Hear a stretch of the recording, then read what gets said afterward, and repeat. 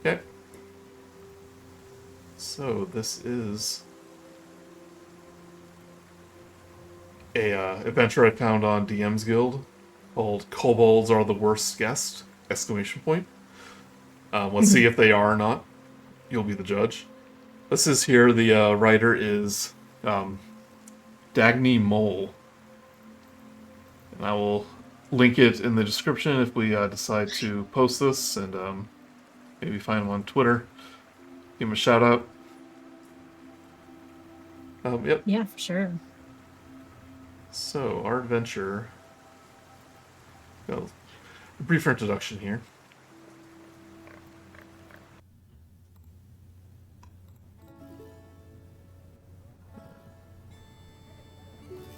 That character out of there. You find yourself in the small village of Briarmount, a quiet, cozy town nestled in the hills, comprised mostly of halflings and dwarfs.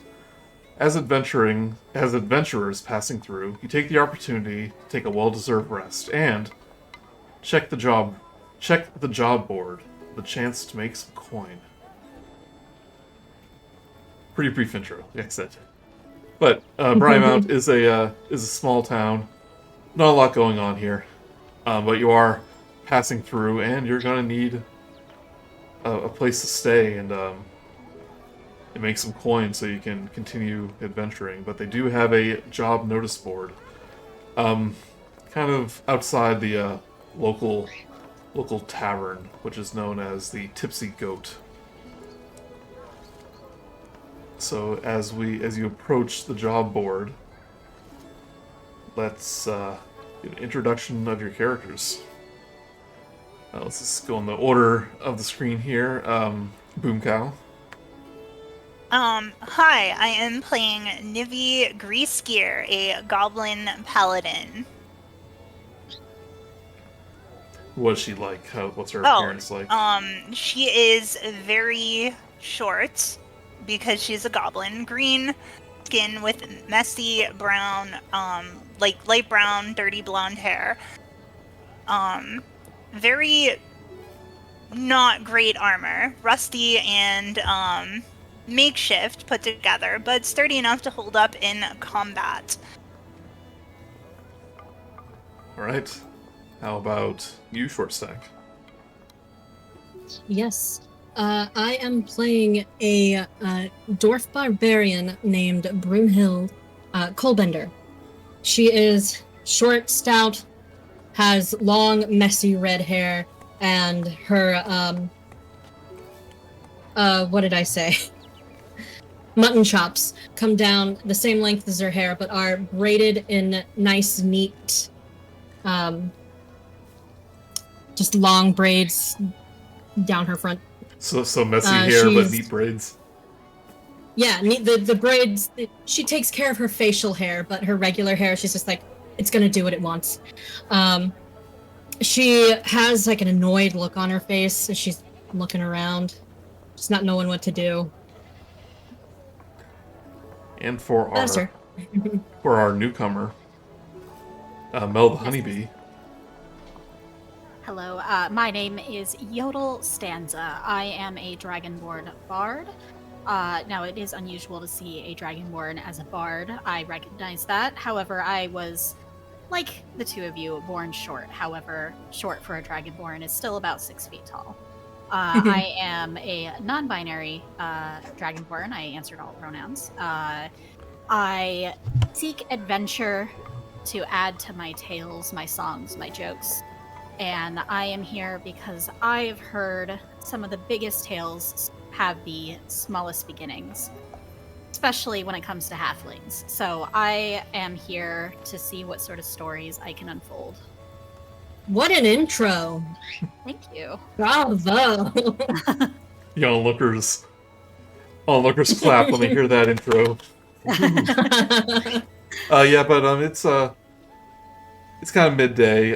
There's like some little bit of hustle and bustle, especially when you pass by the merchant side of town. You see people buying vegetables and fruits that they all grow locally here in Briarmount. But the message board is your first stop, and you do see something posted. Big bold letters that says, "Help wanted, strong men and women, masters of the hunt, apprentices of the arcane, adventurers of all varieties, short job, good pay. Asked for Fiona at the Tipsy Goat Tavern," which is nearby. Just gonna go ahead and laugh and point out the line that says short job and look at my two companions and say it sounds perfect for us. I just give you a deadpan stare. Hilarious. Thank you. Hey, I'm not that short. As I look up at the dwarf.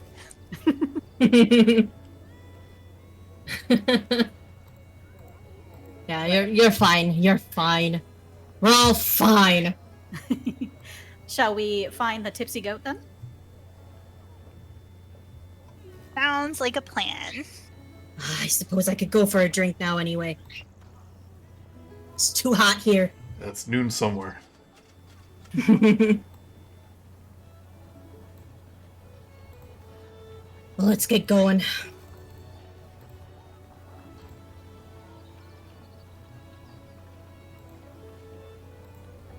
She wipes sweat off her brow. Yep, it's only midday at the tavern, but it still has people enjoying their lunch. Some people are already have their mugs of ale, but you do see a dwarven barmaid kind of handing out drinks. A bartender behind the bar, not too busy at the moment. It's not quite the drinking hour quite yet. That's fool talk. That's quitter talk. Always a good time for a drink. She goes up to the bar and says, two questions for you. One, are you Fiona? And two, well, what's it take to get a drink around here? Well, you do see that the male dwarf, Oh, I thought it was a female. Sorry. female barmaid. Barmaid, yeah, that's what I meant. Yep. Mm-hmm. Okay. Well, the barmaid, whose name is Anna, you want to ask her. She goes, it's like, oh, Fiona, someone finally answered her job posting, huh? It's like, that'll be her in the corner there, the elderly halfling, sipping her tea. Aye, many thanks. And about my second inquiry. I was like, How what? much for a drink? Oh, what we have on tap? Yeah, she gives you Yeah, a... give me something strong. I'm gonna need something. Yeah, she gives you a list of brews, being a dwarven establishment. And don't worry about She's as a player, like, don't worry about money quite yet. But she says like, oh yeah, it's like 1 silver for this, like 5 copper for this. If you want the good stuff, that'll be 5 silver. aye, just anything to get the job done. I don't need the good stuff. And I'll take like 3 mugs and hold them, in my arms. He goes, yep, coming right up. They're pretty big. But, okay. 3 mugs for, presumably my compatriots. Oh, very kind of you, Rinhild. Thank you. I was going to ask if those were meant for us as well, or all 3 for you. Yeah, I guess. Here. Oh, excellent. Thank you. Look a little disappointed. Yeah, she seems a little... Well, it's not like we can't go back and get more. Yeah, I guess. Alright, shall we?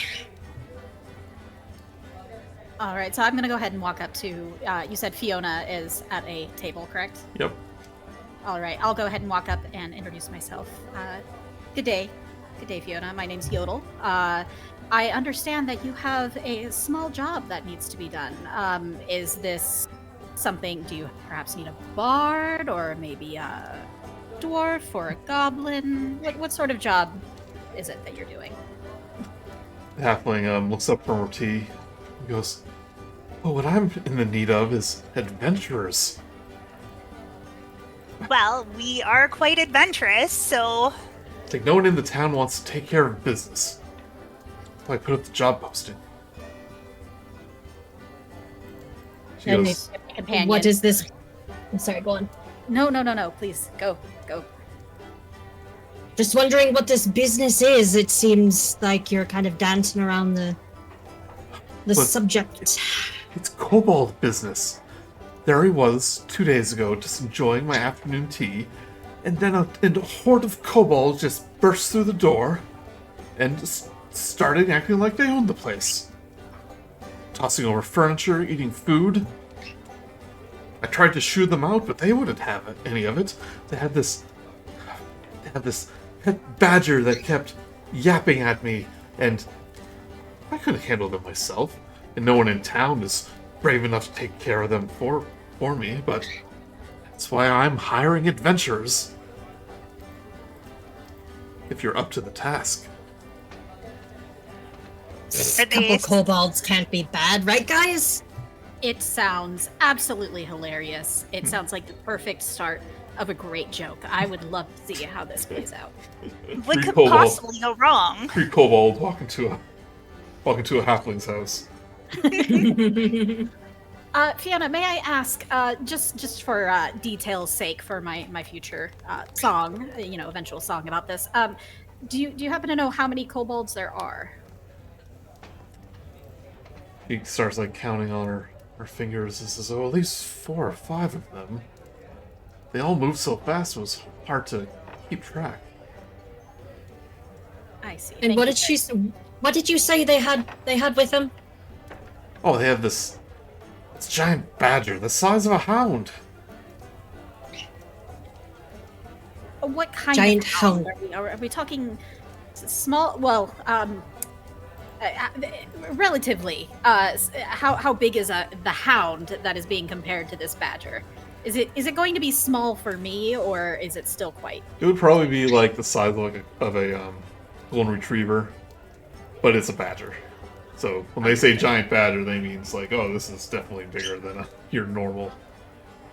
What kind of badger? I mean, a normal badger's fine, but if it's a honey badger, we're fucked. Oh, I hope not. So many stories about honey badgers over the years. It's like, oh, of course, don't expect us to do this for free. I'm able to pay you. Say, like, I run a quasi-successful farm, and I can offer you 200 gold pieces if you get those pests out of my house. Is that 200 each? So for the afraid you'll have to split it. That's still a lot of gold. Yeah, that's. And you get your song or whatever you have there, bard. Oh, and she reaches into a little bag and goes, "Oh, I do have these to offer." And she pulls out 3 potions of healing. Yes. Ooh. Say in case you run into even more trouble, in case they pack a little bit of a punch. And which potion of healing is it? I'm guessing it's just It is a normal potion of healing. regular. Okay. Yep. I think it's Original flavor. 2d4 plus 2, I believe. She goes, I could offer more, but since those kobolds took up residence, I just can't get any work done. I live on a farm, you see, and I just can't get any work done when they're making a rabble. Well, we have a dragonborn here. Maybe you can talk to him, Bard. If I might not, have a word or two. I think me and the goblin here will take care of it. I would like- Excellent. I'm glad to hear you two are on board with that. I just kind of spoke for her, but you know. So, kobolds are fond of dragons. Maybe you can use that to your advantage. Well, who wouldn't be fond, especially given, my prowess as a bard. I'm sure you've heard of me even out here, right? Oh, yes, dear. Of course I have. Oh, fantastic. Okay, that's what I really wanted to hear. Yes. Well, perfect. My companions, should we perhaps get started on this, or would you like to have a drink first to loosen up and get ready for the show, so to speak? Well, no sense letting good ale go to waste, so let's finish these up and head on out. Okay, I just need a refill real quick, and then, finish yours. I'll be hasty. She had already consumed her alcohol when walking up to the table. Yeah. I kind of gingerly sip mine. I want to stay as sober as I can to get in as many details as possible, but I'm never going to say no to a drink. But she gives you directions to her farm that's at the outskirts of town. Saying, I think they've mostly just been living in my house. Probably sleeping in my bed. Tearing up all my good pillows and sheets. Eating all my stores of food. Damn squatters. Hope they don't get into the good cheese I have in the cupboard. Oh, I've been letting that in the basement. I've been letting that age so well. Try not to worry. We'll take care of it for ya. Oh, I know you can handle it. Oh, good. To me, just scribbling down in my notebook how she's devastated over her losses, and eagerly scribbling it down with a grin on my face. Well, I'd like to apologize to all the artists here, because upon closer inspection, this background is definitely AI. There's a lot of weird stuff going on in it. Oh, yeah. Yeah. The alcohol. Our vision is getting Yeah. blurred from it. All the boards are will getting be warped. There's barley. like chairs where walls should be. There's just a chair without a back here. It is so hard to find background art that's not AI on Google anymore. Like, I try not to do it when I can, but like with this, I just found a bar and I didn't pay very much close attention. That's alright. Yeah. Or maybe they just have really weird furniture here. At the Tipsy Goat, it like works into the aesthetic. Well, I just see a safety hazard is all, and it just doesn't seem right. I'm just at waiting this- to pop out. The stairs. If somebody falls down the stairs, there's not like a safety banister at the end. It's just they're going flying. Go up to the bartender and let him know it's not OSHA compliant. I'm gonna shut this place down. Our adventure's done. We saved lives today, people.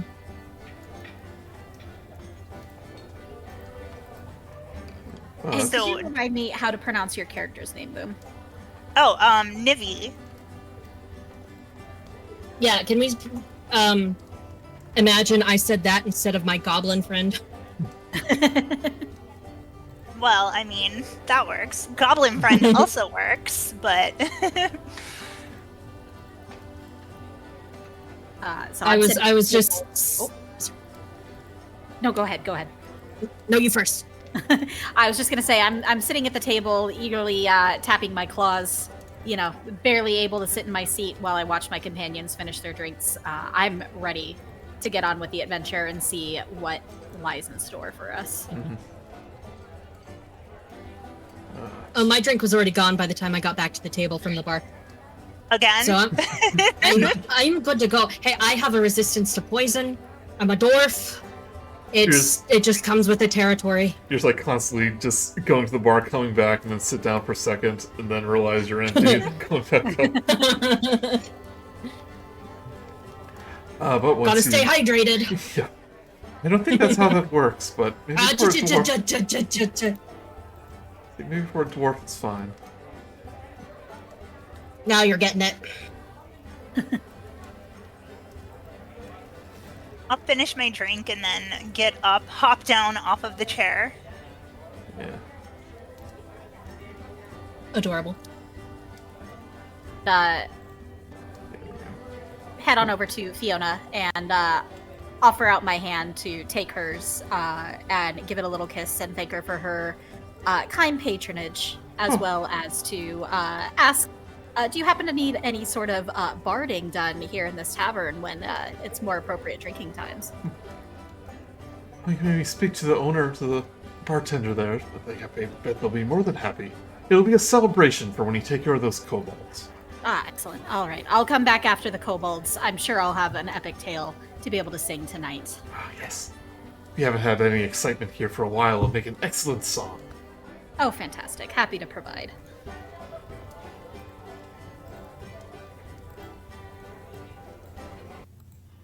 All right, let's go. These kobolds aren't gonna beat up themselves. I'm sure we could persuade them to, honestly. Knowing kobolds, at least. She rolls her eyes with a heavy sigh. Fine, we'll do it your way at first. But telling ya, my way gets results.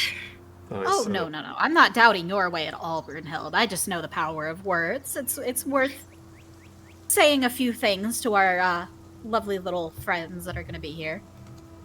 I mean, maybe they're hiding out from something else. At least give them the benefit of the doubt, and then we'll get to the smashy fun part. I guess you make a good point. Plot, possibly. Right, so They're still freeloading termites. okay. A little bit outside town, you do see Fiona's farm. And you see like the lettuce patch and like all the vegetables that are being planted. Like you see little reptilian footprints, like scattered all around. You see like food plucked out, totally ruined.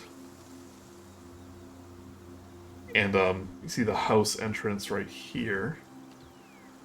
And there's definitely a kerfuffle going on there. There's a lot of ruckus. Like to listen in and see if I can determine if 4 or 5 kobolds was indeed the amount of kobolds that are in this building. Okay. Yep, you can put your ear to the door. Give me a perception check. First roll of the game. Yep. Let's go. Oh god. Okay, hold on. Did I do it? I go to No. Oh, there it is. Got it. Oh, great. A 4. Fantastic. Well, you definitely hear something. You see the pitter-patter of feet. Sometimes, occasionally, you hear like something get knocked over, maybe like a vase, and all that. But like, it's impossible to tell how many things are in there because it's just super chaotic. I turn to my companions and say, well, Fiona was right. There certainly are kobolds inside. I'm gonna lower my voice and motion for who went up to the door. Was that Yodel? Yes. I'll motion for them to come back. Yep, and you hear like And, laughing, like high-pitched laughter, like just things like Hey, that. I have a plan. Kobolds are, that Fiona said, kobolds are all about them dragons. So what if we go in and instead of, beating them up or trying to convince them to leave, we act as if you are some sort of celebrity or, regal figure, and see if you can't just, get command over them. Oh, that's a good idea. I mean, it's not that much of a stretch of the imagination, since they have heard of me out here. Likely these kobolds may have heard of me too. I'm all on board. Brunhild just looks at Nivi with that, Jim from The Office. That look, just like, Oh yeah, that sounds great. Yeah, sure. Fantastic. Do you think, would you like me to try and see if I can just invite our guests to leave? That sounds like a plan. Brunhild How much- just, gestures forward to the door. Like, go for it. How much do we want to ham this up? I could go in and, what's the word I'm looking for? Announce your arrival, if you want. Oh, I mean, if you insist. What's your last name again? My name is Yodel Stanza. Yodel stanza. We- All we- right.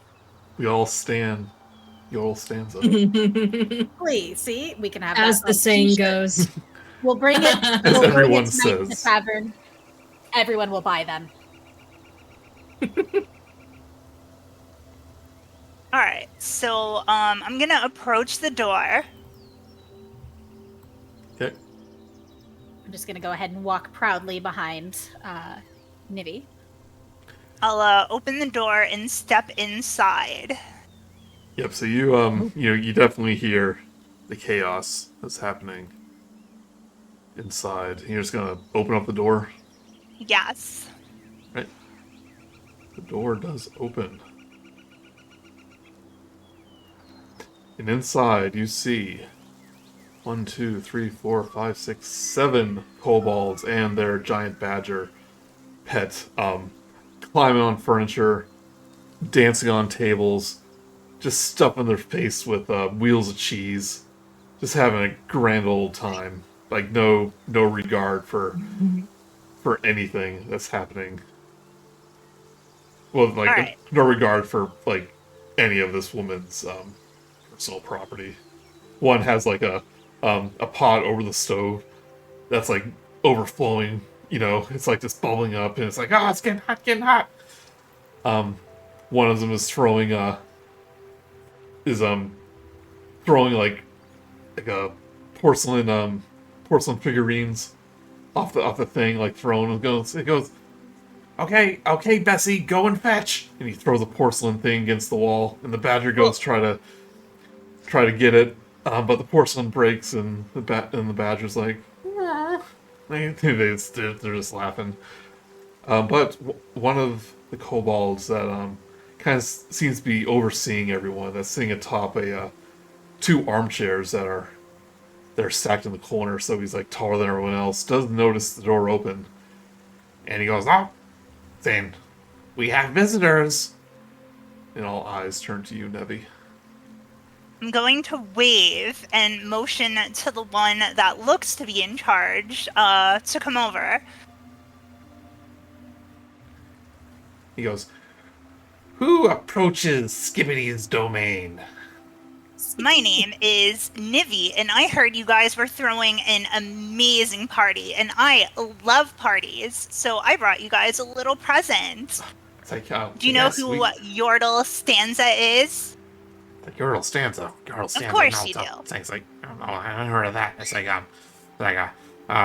of course we've heard of Yodel Stanza. Who do you think we are? We're very well known and popular and have a place to live.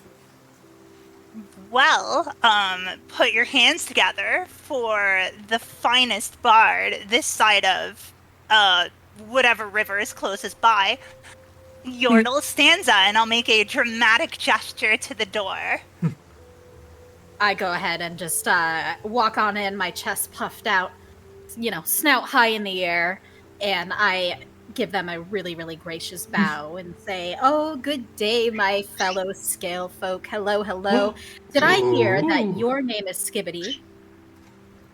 This kobold, which you do notice has a pair of wings, hops, kind of like stands as tall as he can, and goes like, "Yes, this is Skibbity's house, and we live here now."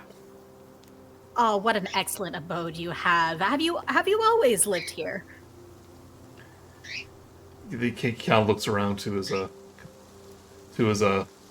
kobold friends, and he goes, "It is a recent residence, and we like it very much." I see. It's understandable you like it. Well, if you'd like, I would love to entertain you.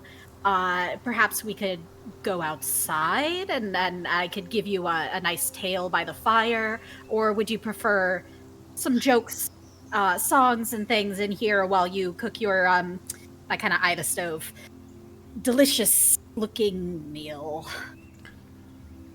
They say,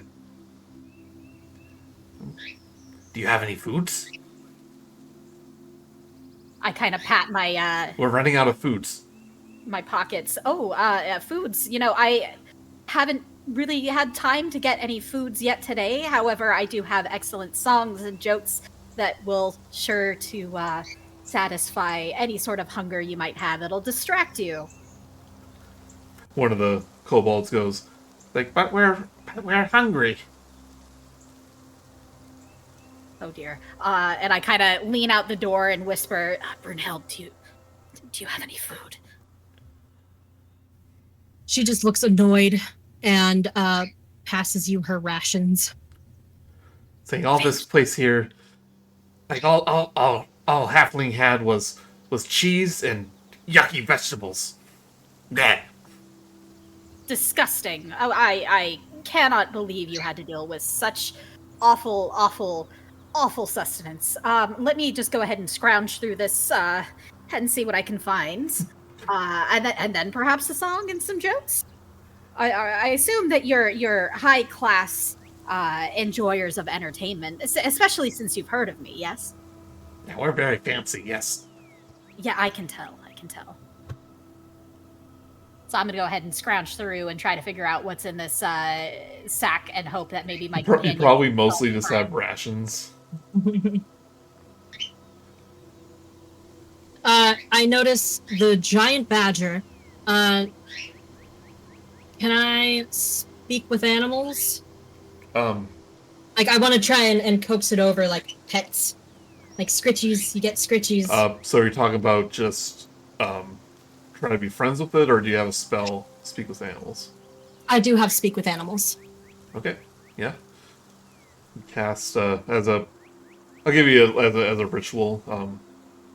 Meaning you don't have to use a spell slot, but yeah, you can do speak with animals. Oh, thank you. So if it comes over, everybody's looking at the bard, looking at the food expectantly, I hope. Just like, hey, what's your name? The badger goes, Bessie. What, was that Bessie or Messy? Bessie with a B. He is pretty messy, though, so maybe it is messy. I like messy. Okay, so changing it to Messy? Yep, messy. Oh, that's a good name. Good name. And I see you live up to it. Look at you and your companions here. How long have you guys been here? He goes, Do you know? He's kind of like chewing up a pillow as he's talking. Like, he goes, two nights. Saying, I like this place better than old place. Oh, it seems like it. Oh, do you know why you're here? Did something chase you guys off, or just here for the fun of it? You get this like sense of sadness when he mentions like, did someone chase you out? And he goes, oh, the bad dwarfs came. They say, yeah, they took lots of my friends. I'm sorry. I don't really care for dwarves either. I know I am one, but I think they're all shite. Oh, these are the bad dwarfs that live deep underground with the gray skin, white hair. They grow big and they grow small. Very scary. Do I know what they're talking about? You give me a well, I think as a dwarf you would know. There's a species of underground psychic dwarfs known as Duragar. Generally have like gray skin, and they have some psychic abilities. As a dwarf, you would have a good idea. It's like that's probably what Messy is talking about. And as like Messy starts to kind of look upset, one of the little kobolds steps up and saying, "Stop being mean to Messy. You're making him scared." Oh, I'm not trying to. He's a good boy. Or girl. Very He's a good it. Very good boy. Like me. I'll mention to my compatriots, hey, I think something else is going on here. Roger said that they were driven out.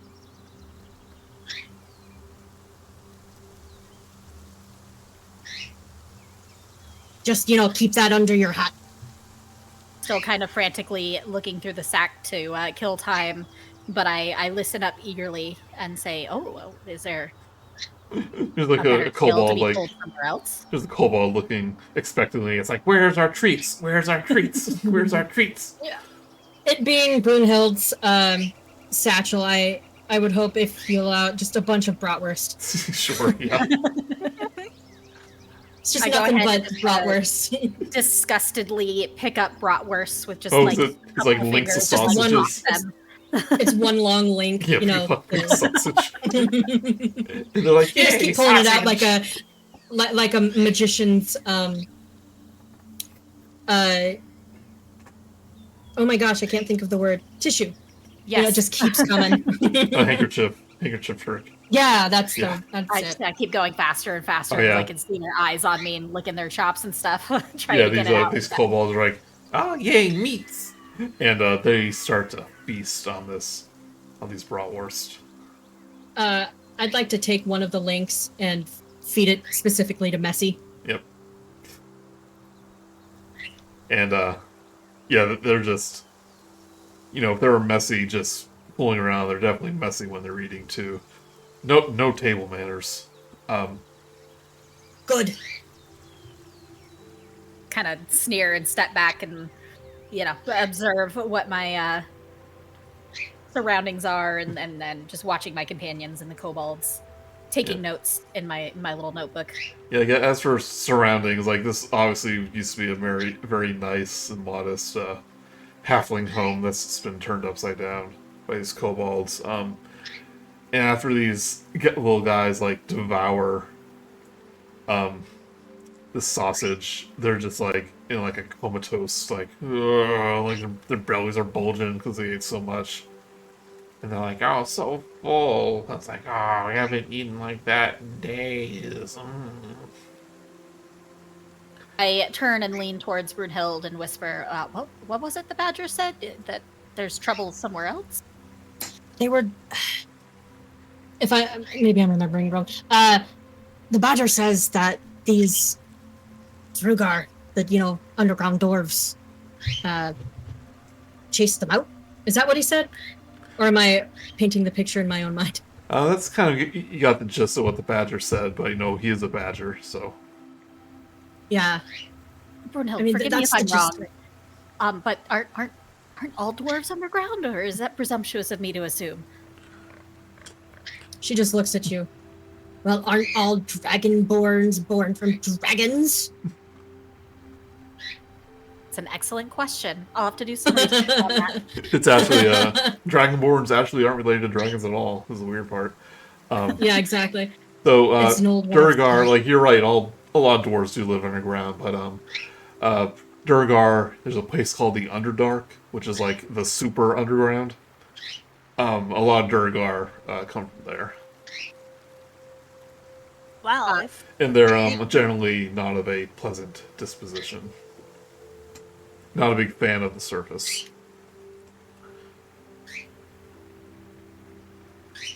Well, if they've been chased out of their home by these Durgar or whatever, maybe we can help with that instead of punishing them for something that's not really their fault.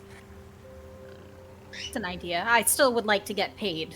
I get that health potion though, so I turn on my heel and present myself all grandly to the leader kobold and say, "Oh, Master Skibbity, I understand that you have had some trouble recently and have been driven out of your home. Is that correct?" Yeah, looks impressed that you know that information.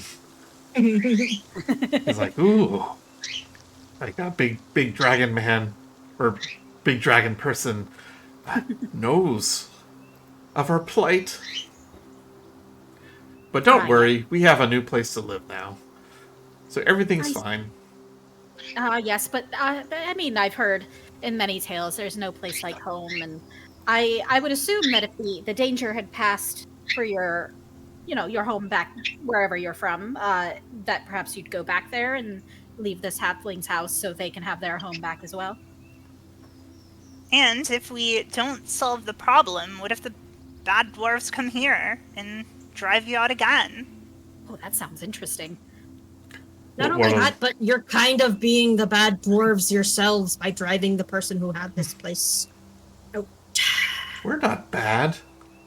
Okay, we're good. It's like we're not the ones that made our friends mine for precious metals and do labor 24 hours a day and don't feed us and chain us up to the walls. You mean Okay, your yeah, friends- no, you got a point. Sorry, go on. You mean your friends are still captured too? The leader Kobold who's goes the bad dwarfs came, they took our friends and used our metal to make horrible machines.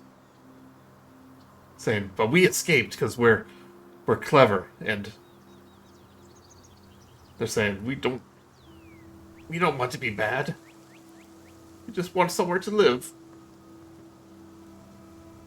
Sort of feign a sad face as I'm writing down exactly what he's saying and nodding in agreement. Oh yes, of course. That sounds very, very tragic. Can I ask how far away is your original home? Says, oh, our lord is not far from here.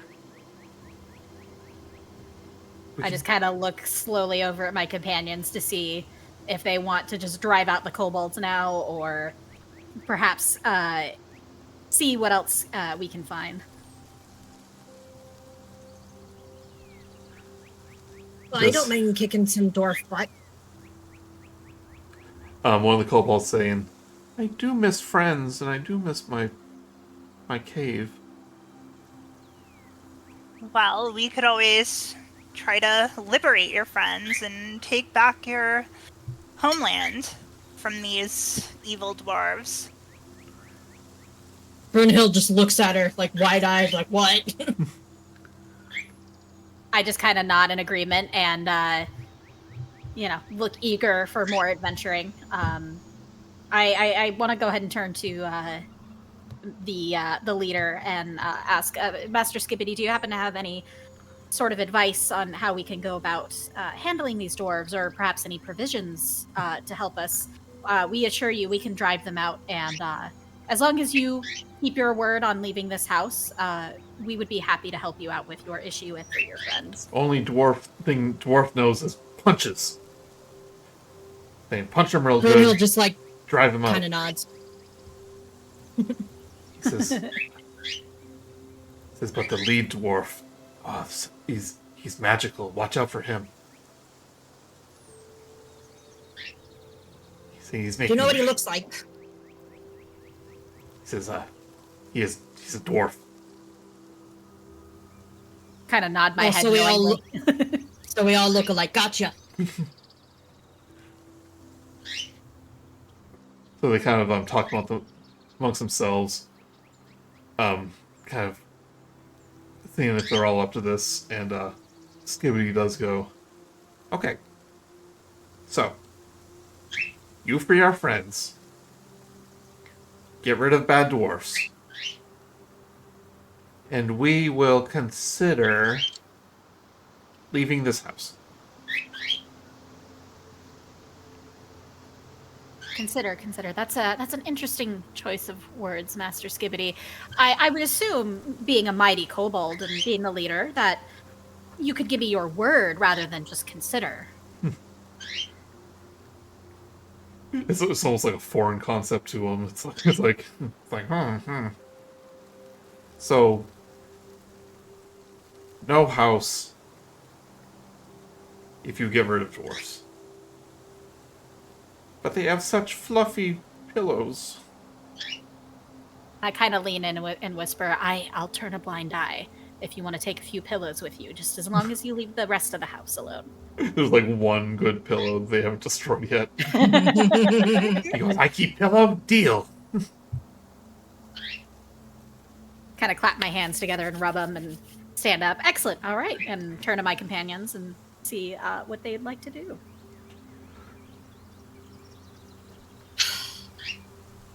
I think this is a very, very tall order. And I don't mean that just, because of my height. We don't know how many. We don't know. This could be a whole society. Well, we have to be. Even though I want to go in and smash, I think we need some recon first. Yeah, that's a smart idea. But it's only a matter of time before these dwarves come and try to get forced labor out of the citizens of this city if it's not that far away. So we're kind of nipping it in the bud, so to speak. So one of their kobolds can lead you the way if you have any questions about where he's from. It's not it's like an hour or so hike to the Warren. So yeah, if you have any questions for him, I kind of. Oh, go ahead. Go ahead. I was just gonna say I'm gonna turn down. Does anybody here, I don't know, want to join us and, gain yours and your fellows' freedom? Anyone? it's like, oh no, dwarf's No, okay. way too strong. It's like we stand back and watch.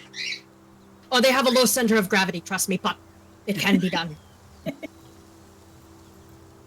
So I sort of lean in just so my companions can hear me, and I say, listen, I understand the concern, but if these fellows made it out all right without being caught or killed, I think we're going to be fine. I think this is worth looking into.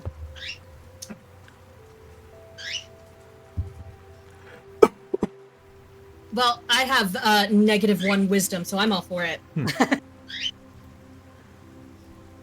Yeah, we can't let people like that push people like these around. I was hoping you'd say that. All right, Master Skippity, do you happen to have anyone who can lead the way? Maybe give us more of a rundown as we make our way to your surely glorious home.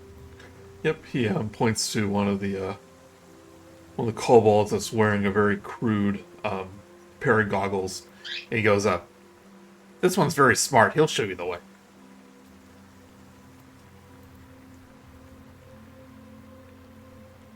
I go ahead and bow and introduce myself. May I ask your name? He goes, Innie. Just Immy? Innie. Inni.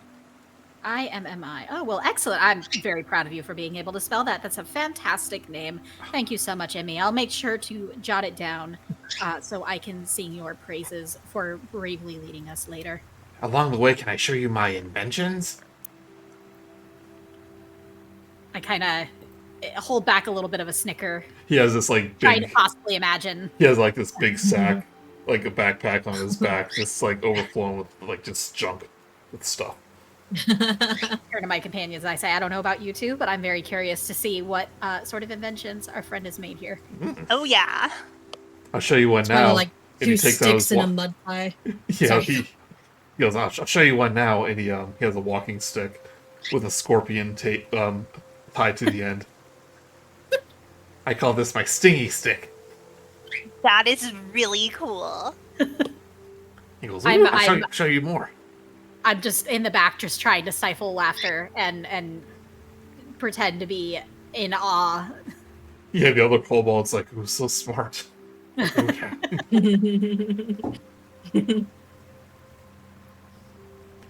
Skibbity will go, it's like, you take care of bad dwarfs.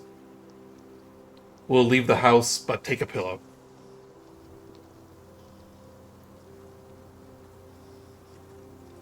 Goes, deal. And don't forget to eat all her cheese. She said she doesn't like cheese. Just to fuck with her. It's like, it's like, you heard her, eat all the cheese. Like, yay! Oh, this I just turn to my companions and go, this became a much bigger problem. We might as well, have a little fun. I nod in agreement and say it just makes it more interesting. I'm all for it. Yeah. And I mean, what's a little cheese? Among Exactly. kobolds. Imagine a giant cheese wheel, like bigger than any of the kobolds, just getting pushed out from the pantry, and they're just going ham. Okay. Well, I guess it's time to go. So, Innie, we outie. I don't get it. Write that joke And down. he walks out. Absolutely stealing that for my routine later. Thank you. So it's not too far a walk. Let's see what inventions he'll show you along the way. You do that. I need to put the birds up real quick. They're going crazy. Okay. Sounds good. And I hate to do this. Is anybody else recording? Because my, whenever I was using this, I don't think it captured anything. Oh, yeah, I'm recording. Okay, cool. Wait, is it a boy kobold or a girl kobold that's the inventor? That's the fun thing about kobolds, is, they're kind of like neither and both at the same time. Is it Kajak? It's Kaijak's a distant ancestor from Starfighter. The cameo. Yep. Oh, what was I saying? Yeah, so kobolds are kind of like birds. They can change their Okay. gender, kind of depending on the needs of the warren. Like me for real. I did not know that. That's cool. Yep. Mark is happy to point that out whenever he plays one. See what invention he shows you. We'll show you a...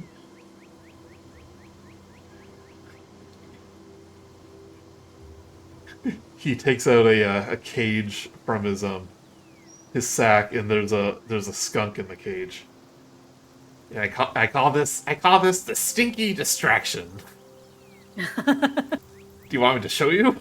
Oh no. Let's save that one for the dwarves. Yes. The Yeah, Rogar please. or whatever. Can I ask how you control it? Do you just hope it sprays in the right direction? He goes, control. That's funny. I kind of take a extra step back away from him. He goes, do you want to use? Oh no. I'm good. I as you know, as a dragon sort of thing, I have my own sort of special abilities. But thank you so much, Master Ernie. I appreciate the offer. Just kind of take another in the step bag back for- away. You know, keep it for later. You never know when you need a skunk distraction. You are free to hold that, Brunhild, should you want to. Goes, patent pending. We're gonna Can't you walk just throw it in the upwind. bag again? Yeah, he'll Sorry. stuff in the bag. Problem solved. Now, Emmy, since you are so intelligent, I recall Master Skibbity mentioning that the bad dwarves have machines. Do you happen to know what they do? Surely they're not as intricate as your stink bomb or your what was it, stingy stick? Thingy stick. I have a jar of bees. Want to see the jar of bees? Oh, no, that sounds fascinating, but I really am curious about the dwarves' inventions as Good, well. because it's hard to get them all put back in. Oh, good. Okay. Like, yeah, the dwarves use our metal to make all these scary machines. Like, the dwarves climb into them, and they grow bigger, and very scary. And he goes, I saw them carve a statue out of stone that came to life.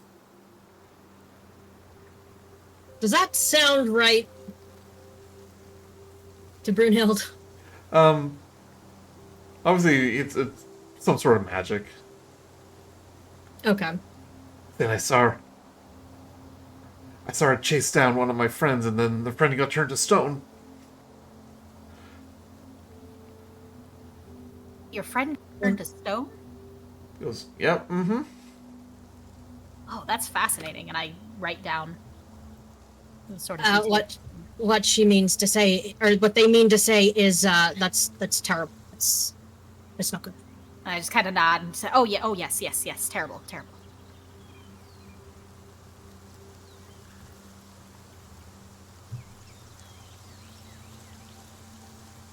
Anything else you want to ask him before you arrive?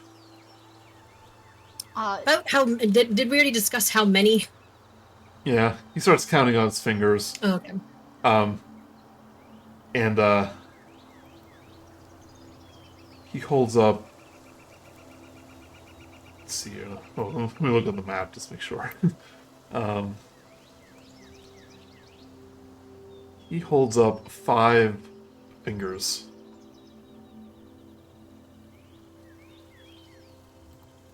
He goes about this many, including the statue. Including the statue. Okay. Yep. That's not too bad. So we're not talking about, like I said Right. before, like a big city. This is definitely just a cave, really. Okay. Yeah. I'd like to ask Emmy what exactly the layout of their home is. Entrances, exits, Only one things entrance. of that nature. He says we have the entrance, then we have where we sleep, then we have the workshop. That's where most of us live, but they turned into a workshop. All right. No secret sort of entrances where you can scurry out No. and surprise your foes. There's no one entrance. Understood. One entrance, one exit.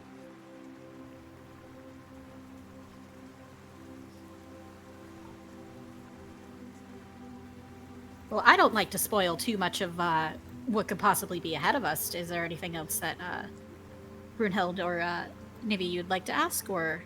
I have a question. What is your favorite invention you've ever made? Doesn't have to be one you have on you, but your favorite, your best, your magnum opus. It's like, well, it's hard to beat the scorpion on a stick. But he actually pulls out a bottle of alchemist's fire, Oh. which is like, definitely not just an animal stuck into a jar. He To goes, stare wide-eyed at the unexpected reveal. Just like glance at my companions, like, you seeing this? Yeah. Yeah, so this is almost like a Molotov cocktail.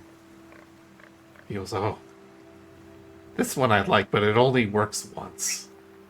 But it works really well. Do you mind if we hold on to that one? He goes, but I like it so much. Oh yeah, it's just your pack looks very heavy, and just trying to help out. I agree and say, oh, well, I mean, you'd also be getting plenty of credit in the retaking of your home, and you'd be a hero. Perhaps you could even get a promotion from Skibbity. Yeah, if your invention's the one that helps liberate your friends and save your home, then that makes you pretty cool. I He give goes, a big grin and a thumbs up. He goes, I can part with this. And he will hand you a vial of alchemist's fire. Nivi, do you mind if holding on to this? You have the defter hands. Oh, yeah, sure. Yep. So this is an item you can do. It's basically you do a thrown attack. And they make a dexterity saving throw. And if they fail, they catch fire.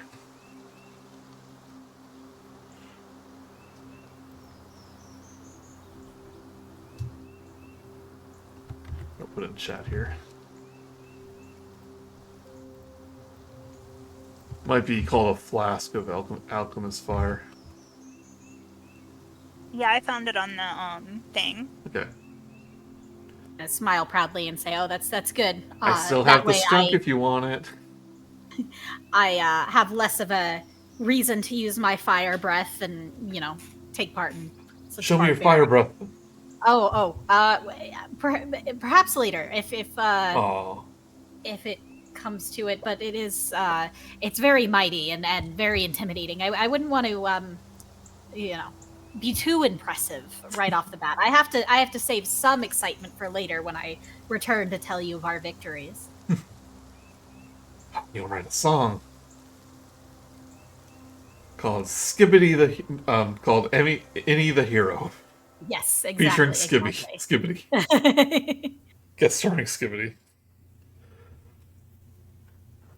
But after some walking, um, like if you didn't know where you were going, you probably would have noticed this. But it's just a kind of a hole in the ground, and he points to it and he goes, "That's our warren right there."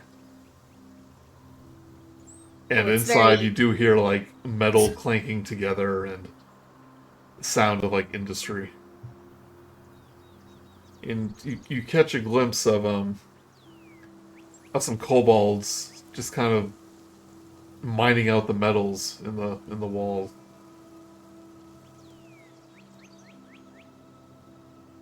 I turn to Brunhild and ask, do you happen to know any of the dwarves in the area, or Oh, she spits on the ground. Fucking dwarves. I can't stand them. I try not to associate with any of them. So I kind definitely of with like rather. yeah, understandable. definitely with a Duragar, like uh, it's unlikely you would know any or like get along with any of them. Like These you know how like a drow, stone eaten you know how like Neanderthals. you know how like most drow and elves like probably won't get along. It's kind of like that with Duragar and regular dwarves. But I'm gonna go ahead and take a step back and turn to Nivi and say, well, since I you know, took the initiative at the home where the kobolds were, perhaps you could take the initiative here and maybe have a peek around, see what you can see. Sounds like a plan.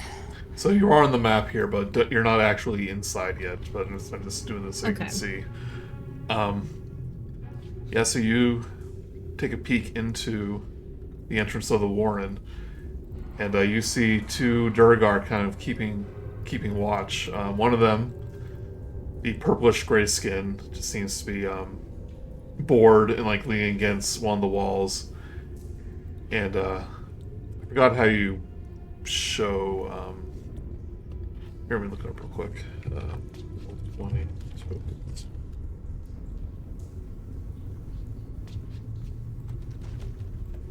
See if this works. There we go. Yep. And you see the other dwarf is what the kobold said. He's almost made a suit of armor. But the dwarf almost looks like he's almost half alive as he's like stuck in there. But he has like built-in weapons and all that. Ooh, that's weird. He goes, yeah, and he goes, like that's what they're making. Magic suits of armor. Well, let's hope they only have one of those so far. He was using a lot of the metal to make them. I think might only have one.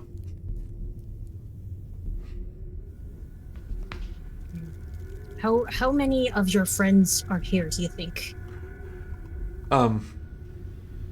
Maybe not a lot of them in the okay, how many he's asking. He goes, oh, many. And he like starts counting on his fingers, and then when it gets to eight, he like starts over and keeps on going till it gets about like almost like 24.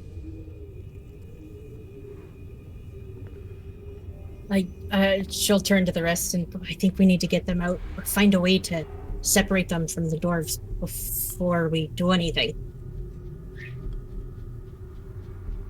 Any ideas? Nose buried in my book, trying to sketch out the mechanical being I see before me. The best I can think is Saying, Kobold's good at hiding. if fight breaks out, it's like we'll make sure to hide. Sure of it. She leans in close to the kobold. Are you fire resistant at all? His eyes kind of go wide. He shakes his head no. Dams. Dams. He definitely wants to stay a safe distance away. As I'm drawing, I kind of glance up to determine how close the kobolds are to the dwarves and the danger.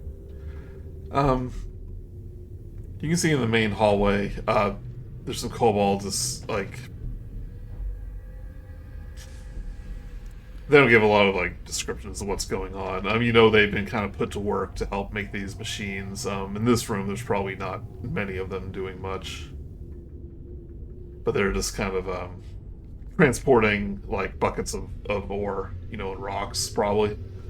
And like these Durgar, like keep an eye on them, make sure they stay in line. So are they like in any close proximity? Should a fight break out, where they be in danger, or you shouldn't really worry about them. If a fight breaks out, they can get to a safe distance. Okay. Yep. All right, I have an idea. Yes, please. These ones, they live deep underground, right? Ugh. Yeah. Durgar, yeah. How do they No, like no the sun? bathing. If we can make a little ruckus from outside, maybe they'll come out, and that'll give us a little bit of an advantage, or at least closer to the door. I like that idea. The only thing I might be thinking of is if they hear a ruckus, they might just close themselves in. Barricade. Kobold goes like, yeah, bad dwarfs don't like sunlight. Say they might not care what happens outside. I kind of think for a moment and offer, well, what if we use the vial of fire and maybe we could throw it behind them and force them more our way? It'll be a good opening attack. Maybe prevent the others from running out until we've taken care of them. Smart. Yeah, so I thought it was an area effect. Yeah, it'll hit one creature, but it could potentially catch him on fire. Cool. I think that sounds exciting. I mean, every good story has at least one explosion or one fire, so we might as well start off with a bang. Oh, it's not even they have to save. They just catch fire if it hits. He could miss though.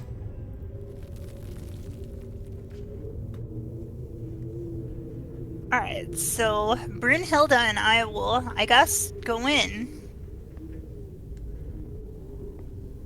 Oh yeah. Sure.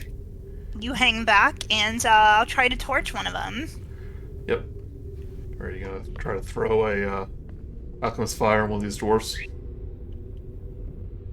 Probably the big robot one. Yeah. Or is it Yeah, stone? probably.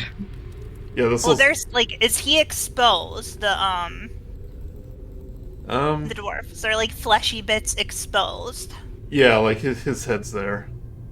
Okay. Like I said, it's almost like he's almost in like a trance when he's in it, like he's half alive. Yeah, so if you want to throw that, you'll give me a ranged weapon attack, and there's probably not a button for that, but that will be. Let's look up this here. D20 plus Dex. Plus Dex, and you don't have improvised weapon proficiency, so yeah, it'll just be D20 plus your Dex modifier. Alright, I'm just gonna click on the Dex button then. Okay.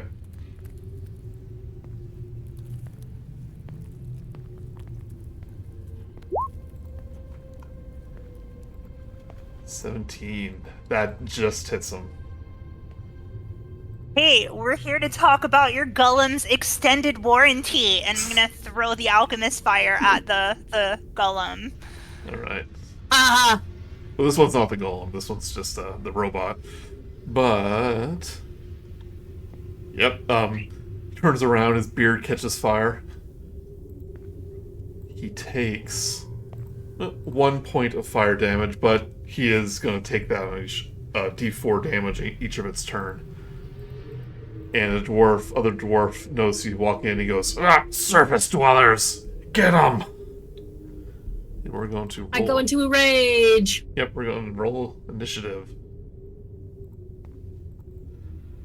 So, click on your token. There's a. Oh, I forgot to click on the stupid token. Yeah, but there's a initiative button near the top of the page. Go ahead and click that. And On D&D Beyond? Yep, D&D Beyond.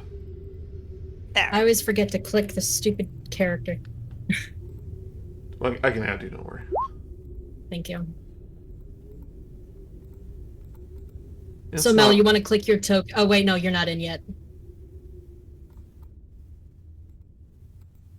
Oh no, I'm gonna go ahead and follow behind and kind of hang back so I can observe what's gonna happen. Oh, there's definitely a battle going on, so you should Yeah. roll that initiative too. Click As your a- token first. As an adventurer, you should always be prepared to Click my go token into and battle. then do what now? On D&D Beyond, there is a initiative button near the top next to your armor class. It's like in the middle of the page. Yeah. Middle top. Oh, yep, seen. Okay. 14, alright. Pretty good. Can I also trying to find it, cast Bardic Inspiration on our lovely Brunhilde. Yeah, I'll let you do that before the battle starts. Okay. So, Brunhilde, you get a Bardic Inspiration. D6. You can add that to attack rolls or ability checks. Okay. But And the I- damage or the hit? The hit, not damage. Okay. Unless the Bard class has something that does that, which I don't think Mm-hmm. this one does. Most Bard classes have a special thing they can do the Bardic Inspiration, like we talked about the one that she can do about the enemy getting negative dice rolls. But all of them have the basic bonus to hit and stuff. But Brunhilde, you're actually up first. All right. Zainavia, I'll get the big one. And, so I have enough movement speed to get to him, right? 30 feet. I don't know where the... Yeah, there we go. Oh, yeah. You're more than enough. Okay. Then I'll run up with my great axe and, chop at the bits. Alright, you're doing a bonus action to rage first? Oh, yeah. Yep. Sorry, I thought I'd mentioned it earlier. Yeah, yes, you do. yes, yes. Sure. And I forget what rage Gives you plus. entails. I wish there was a button for that. This is a +2 damage, and you have advantage on strength checks. Okay.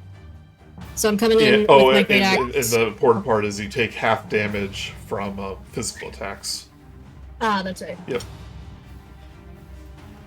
23. First hit of the game. 23 hits. And my damage.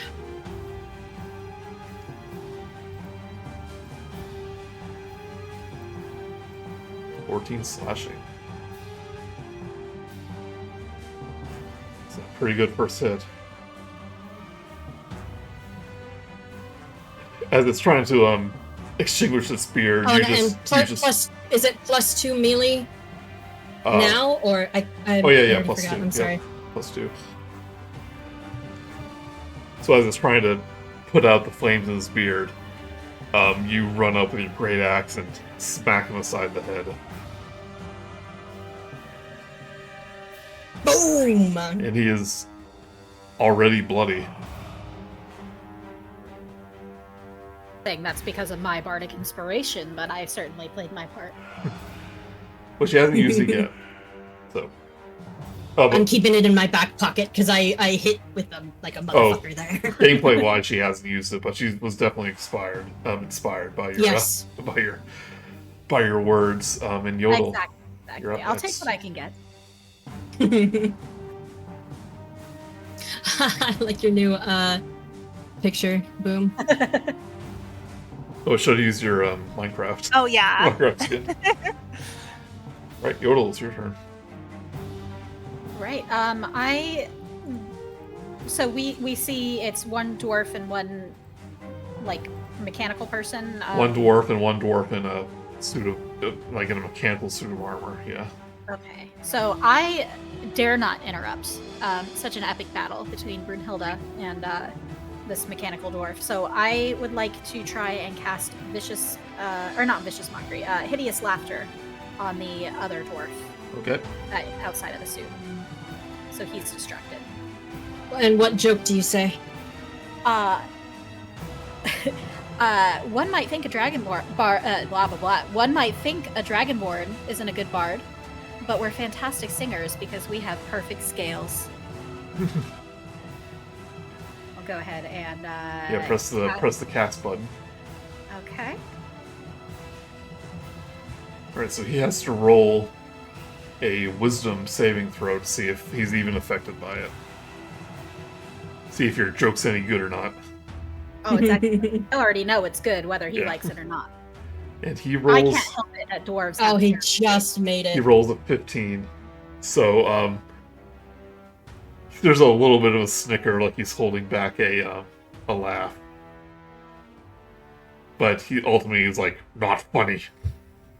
You already heard that roll one. My eyes and just say to myself like, oh, he clearly doesn't understand talent. That was close though.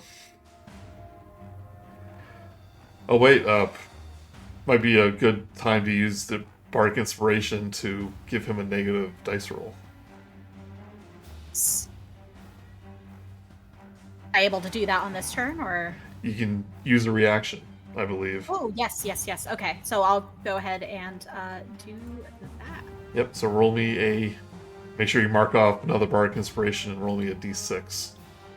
Yes, give me a moment here. Okay, another bardic, and then roll a d6. Yep. Where can I find You can do it on either page.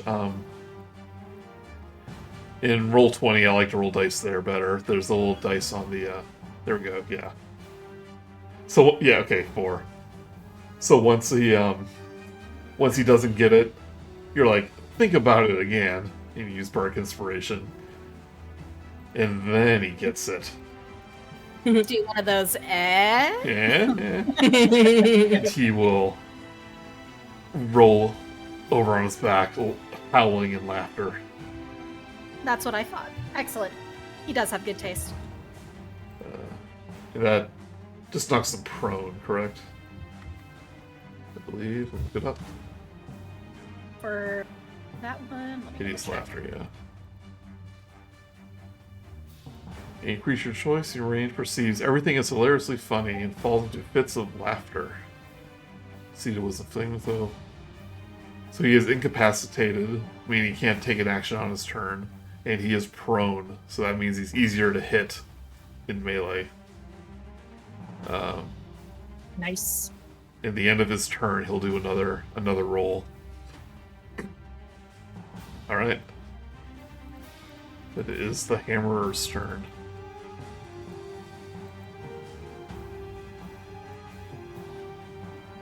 First, he'll take some more fire damage. Just 4. Nice. It's too stupid to put it out. But he takes one of his hands, which is a claw, to attack against Brunhilde. Or Brunhild. Rolls a 7, which will be a miss. He raises up a big hammer hand. Brings that down. Rolls a 10, that's another miss. Oh, come on, I thought I was gonna get a fight here. He's too busy like trying to put out his fire that he's like he can hardly even pay attention to his attacks. But the Duragar just continues laughing. He goes, oh, because he got scales. Ha ha ha. He will do another wisdom saving throw. So it was a good idea, definitely, to try to crowd control, but since he had his turn directly, like, before a player had one, it means he may save this, and...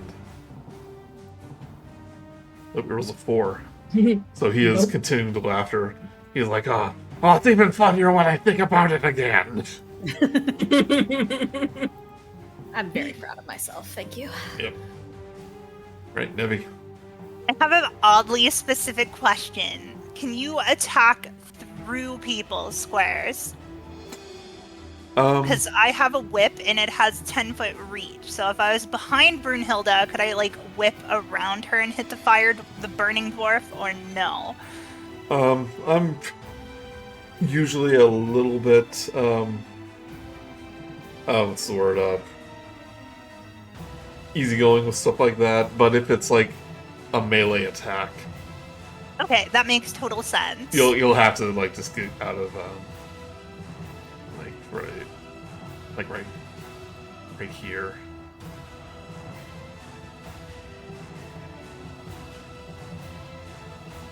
Alright, best I can do is moving here.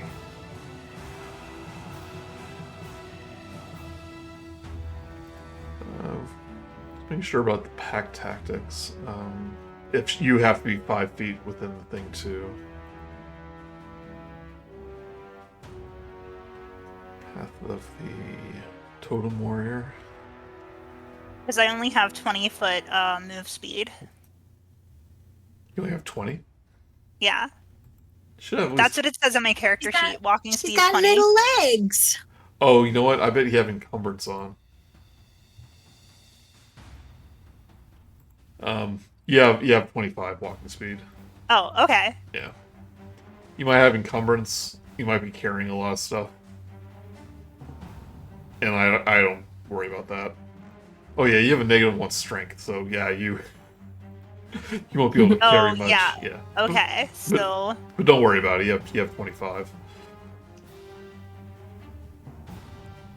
Oh, if that's the case, then I would like to move here. Sorry about the line. Yeah. I mean, you do have range, so you can stay out of range.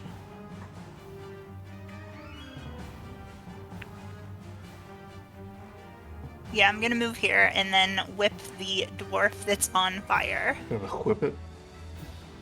Whip it good. Whip it. Right. Do so with advantage. Well, no need. That is a crit. Damn. That's like the first time I've ever rolled a 20 on an attack in my life. So it Bravo. means you roll your attack and then you roll another damage dice. So in your case, it would be a D4. You did indeed whip it good. 5 slashing, and then roll a D4. And then another D4. Yep.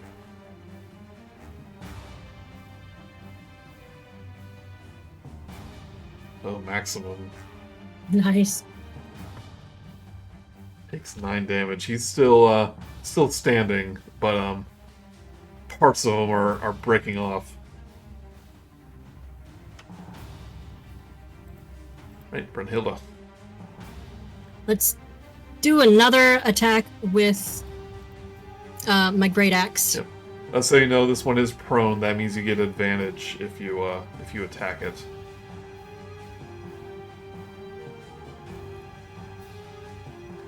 $17. So you're hitting the robot?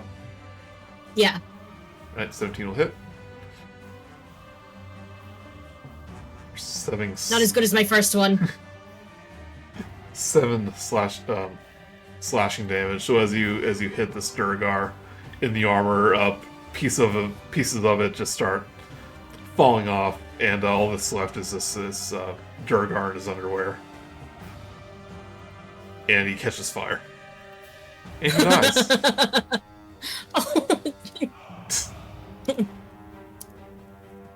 I wipe the sweat from my face and I look at the other prone guy and I just point.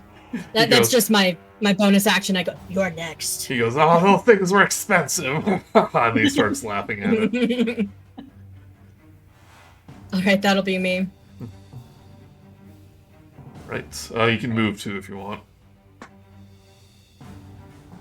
Let me see. I'm good where I am for now. Okay. Right, Yotel. Alrighty. Let's see. I want to make sure that I do my part, so my name is equally sung in these songs. Yes. I remember too. You have limited spell slots, so you don't want to use them all up in this first fight. So using a cantrip might be a good idea. Yeah, cantrips are free. Okay. They're level 0 spells. They don't cost anything. Mm-hmm. Where do I find? Oh, there we go. Okay, so you got Vicious Mockery is probably what you want to do. Okay. Yeah, I'll go ahead and turn it on its head and make sure that this dwarf knows that we are not laughing with him, we are laughing at him. Yep. I'd like to go ahead and cast Vicious Mockery. Alright, go ahead and click that. And he has to roll a 14 Wisdom. Let me go ahead and... Oh, hold on. There it is. I think. Yes. Ooh! Rolls a 13, so he fails. Takes 1 psychic damage.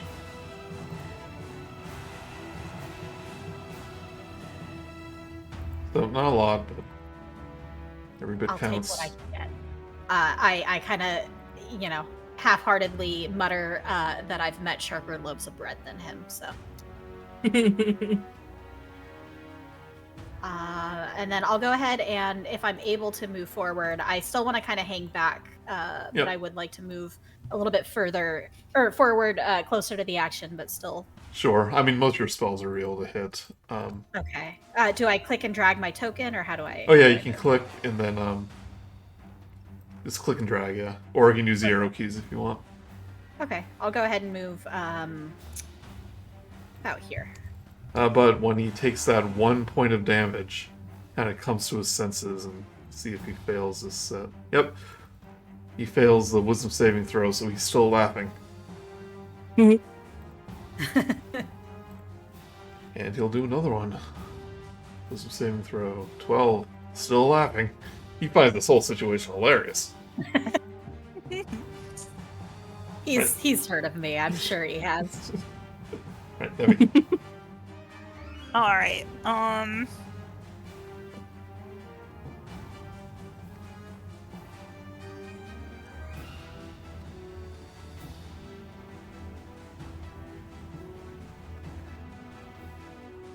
actually gonna move here.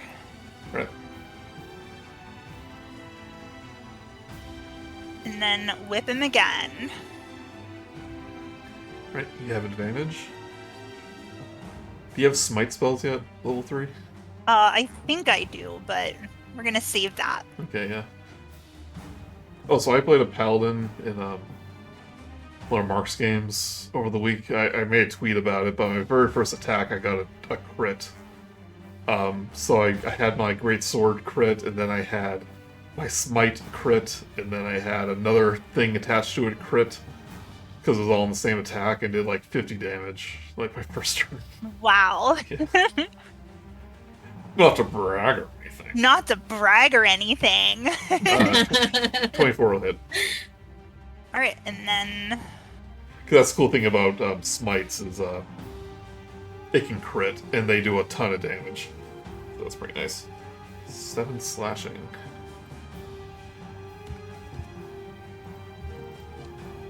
And he'll do a wisdom saving throw. He didn't find that funny. He gets a slash across the forehead. And he was like, "Oh, well, that one just hurt." And hideous laughter is no longer on him. But kept out of the fight for 2 rounds. Pretty good. Oh well, I mean, it's me you're Yeah, talking of course, about. yeah. It's the great Yodel. Right, Brunhild. Smashy, smashy. She'll run up and try and just slam down her great axe. Because he's still prone, yeah? He's still prone, yep, so you get advantage. 17 will hit.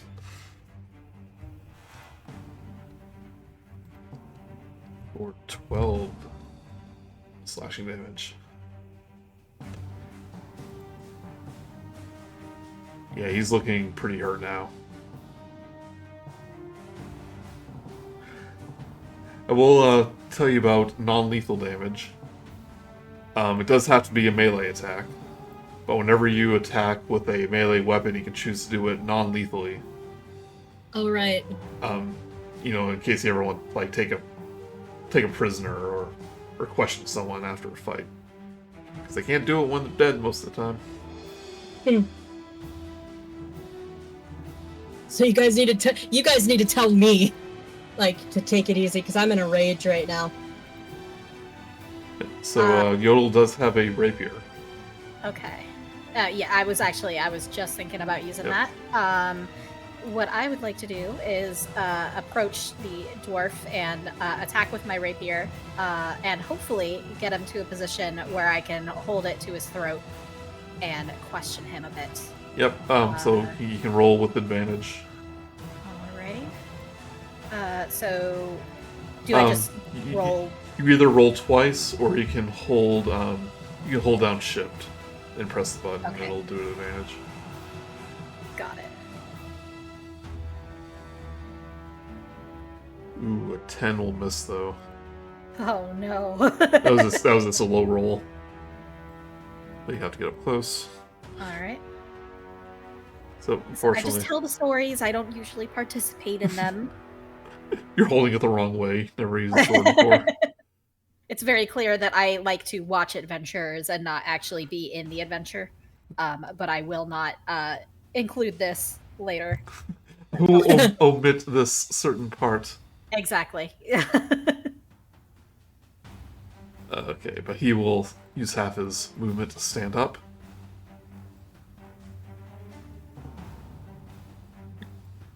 He'll turn to Brunhilde, sorry.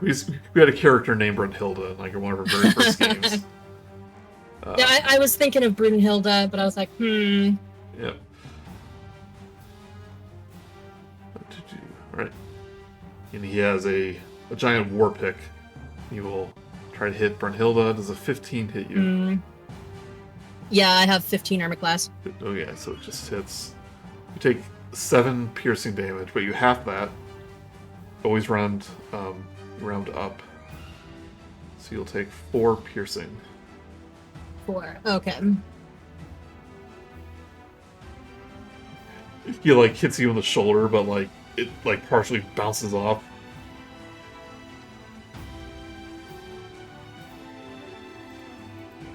Right, Nevi. Okay, I'm gonna, I guess, attempt to non-lethally hit him. Okay.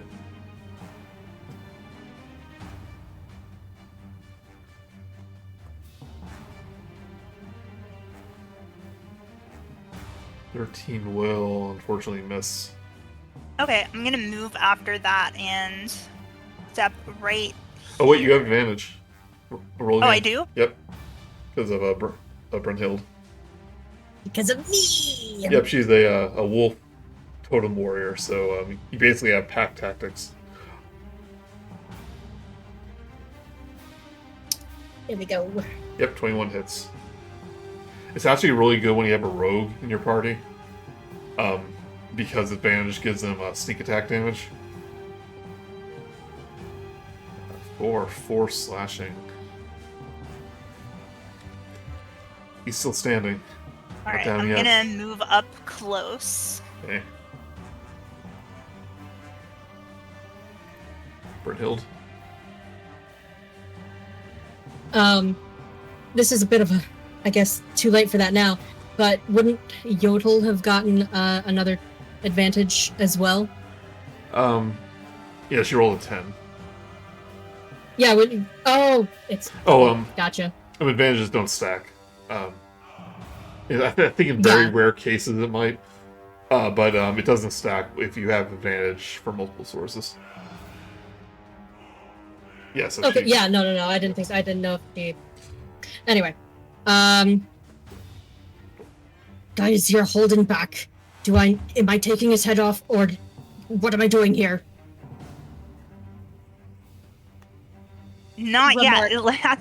Let's at least ask questions. I was gonna say that our kobold friends did tell us that there were quite a few dwarves, and we're only seeing 2. I'd like to know where the rest are before we carry on. Before I slice your neck, are you willing to give us information and maybe spare your pathetic life? You're gonna have to kill me first. Well, you heard it, guys. I just kind of jump in place and say, "Oh, this is dramatic." She's gonna take This is good TV. It's gonna be non-lethal, but she's gonna take the butt of her great axe and just slam it into his head. All right. Is that a regular attack? Do you give advantage? I don't think you do. Yeah, it's just your friends that have advantage on melee attacks. Yeah. Oof. 14 may not hit, but you do have a bardic inspiration. I do, and that's D6. 1d6. Yep. Ooh. Oh, You don't know how to do things non-lethally. ah! Which makes you even more angry. Yes. I'm I, double raged. You go into double rage. I do point out, well, technically you did say that you were going to cut his throat, so that does stick with, the continuity of what you promised, so. Alright, Yodel. Oh dear. So I'm gonna go ahead and, I have a dagger, since we're close up and it's very dramatic. I'm gonna go ahead and try to do one last non-lethal attack on this dwarf with my dagger. Right. And say this is your last chance before we destroy you. I'll go ahead and attack that one. Right, do that with advantage. Oh, with advantage? Yep. I just rolled twice, right? Yeah. Okay. Oh, you got it though. It is with a dagger, but no, your rapier, but that is definitely enough. You knock him on the side of the head. And he passes out. And I could just kind of turn to Brunhilde and say, "See, that's how you knock him out." Shut up! I just kind of laughed to myself. She's just seething. You can see her breathing hard and like, oh, she's not happy. She's still obviously in a rage. Very condescendingly, I pat her on the head and say, "But you did excellent with the mechanical dwarf over there. That was fantastic fighting." And he will run in, and he goes, "Oh, good job, good job!" And he starts going over to some of the kobolds that were kind of hiding in the corner. And he goes, "This way, this way, this way." It's like, we're going to free the rest. And I call out and just say, "Just remember, the name's Yodel. Yodel Stanza. Don't forget when you're telling your friends."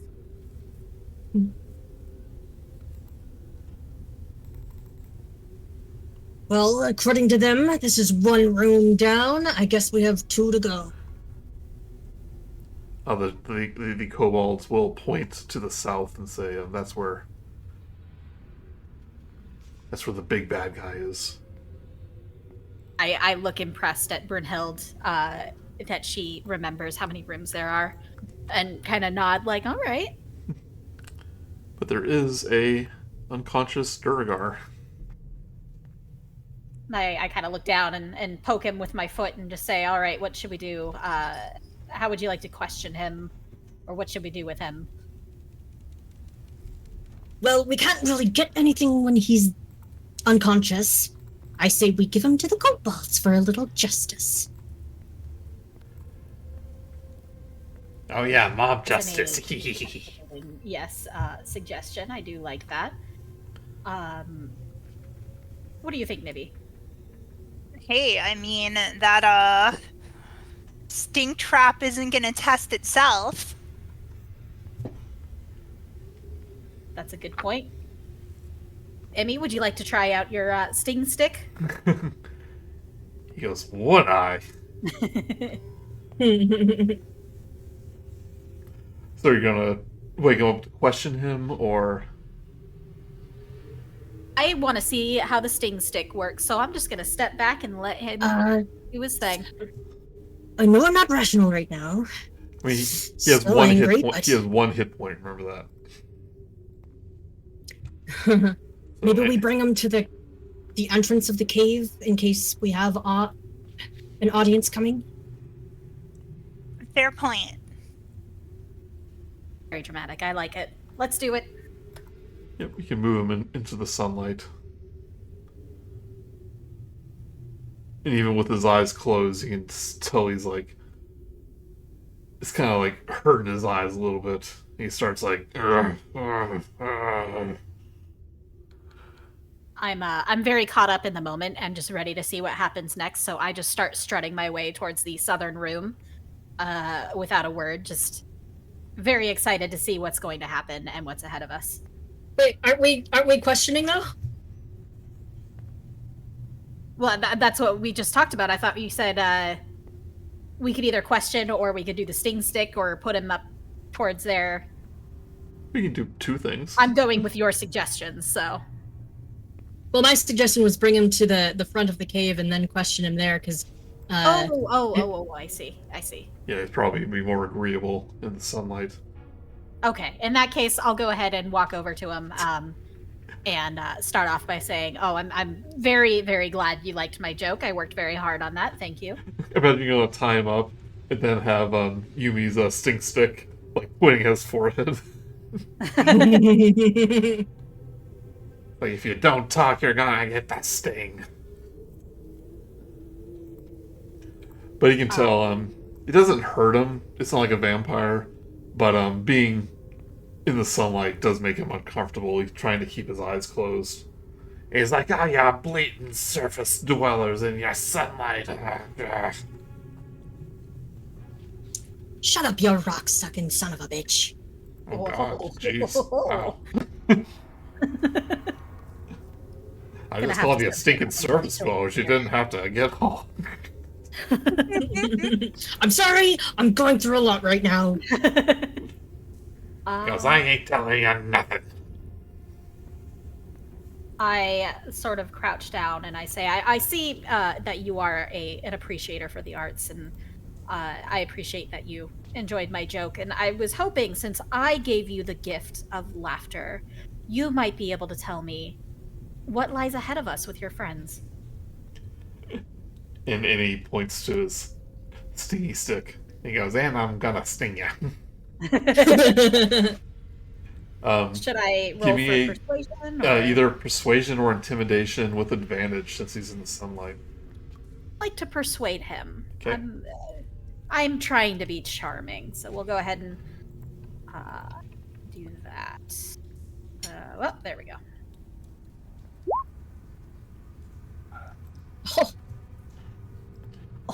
21. Oh.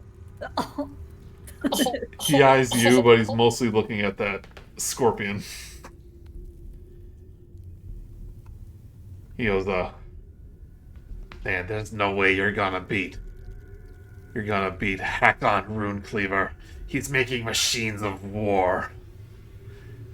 And then when he's ready, he's gonna march on that pathetic halfling town. You mean a machine of war like that one over there? And I'm gonna point over my shoulder to the smoldering. It's like sparking. Yeah. He's like taking it back. He doesn't quite know what to say. And he goes, you're tougher than I thought. Kind of laugh and say, all right, well, it can't be that bad, so I think we should just keep going. It's like, well, don't leave me here. At least bring me back in the dark. I still say the kobolds deserve some justice. See a bunch of kobolds cracking their knuckles outside. He hasn't given us anything. He hasn't given us any information other than, more machines. We already knew that. Give us something of substance, or the kobolds get you.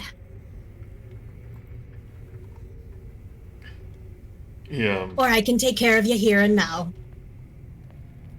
Say he's been experimenting with new types of magic. A living statue.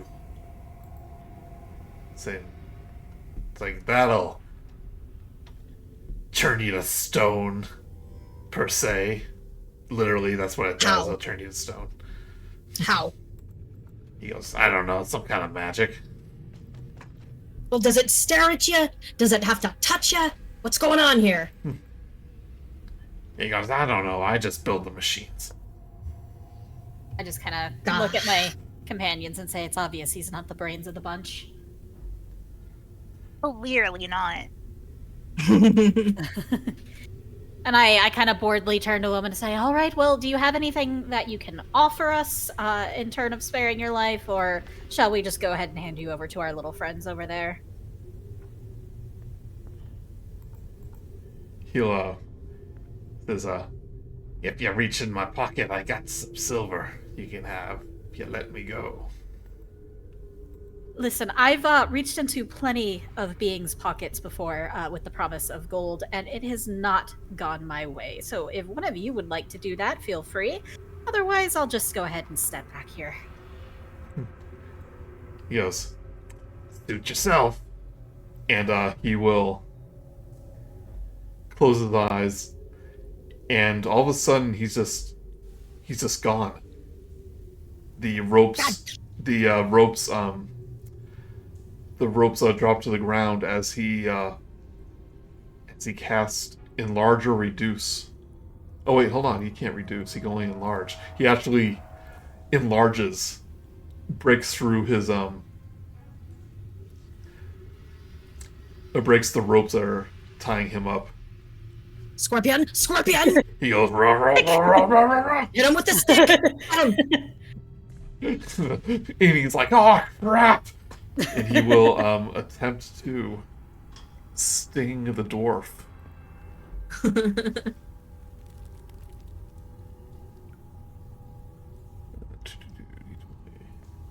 Rolls a 4. No, he drops it in fear. Oh god. The sting stick betrayed us. Oh man, I didn't say I was, like, ready with my axe or anything, but I would imagine it would still be in my hand as I'm in a rage. Oh, sure, yeah.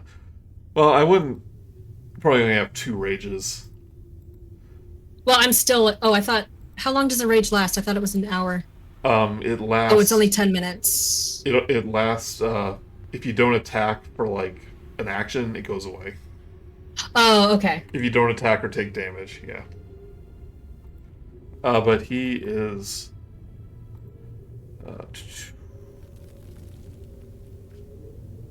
he's just gonna try to punch Brunhilde.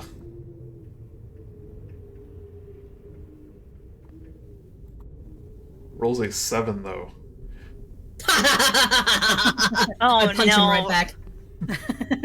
I'm going to shake my head and say you shouldn't have done that, man. Right, who wants to try to hit him back? I mean, Oh, I am. Brunhilde's right there. I'll leave 19 it. I'll will, leave it. Yep. 19 will hit, and doesn't matter how much damage you do, he has 1 hit point. You like, how do you deal with this giant Well, Durgar? he hits me, and I turn and I touch my lip, and I look down, and there's he may have punched. He didn't really do any damage, but there's a little bit of blood. I'm like, wham!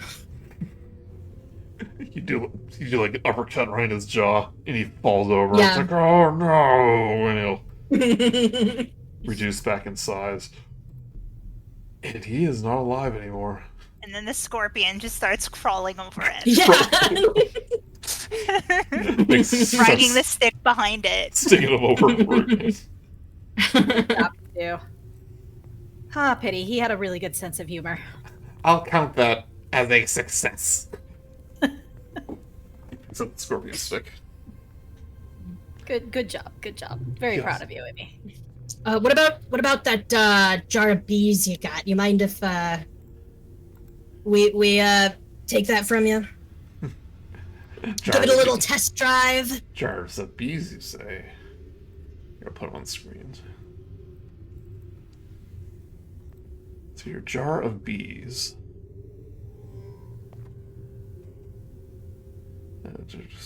Sure, it'll go swimmingly. The first invention was a wild success. Wasps. Yeah, so it's actually a bag that has a wasp nest in it. Even better. Now we could throw it in there. Let them get all confused and run out, and then attack them here. But they might also sting the kobolds. This isn't a item you can add, but he will hand you a burlap bag that is buzzing, and it'll basically summon a swarm of insects.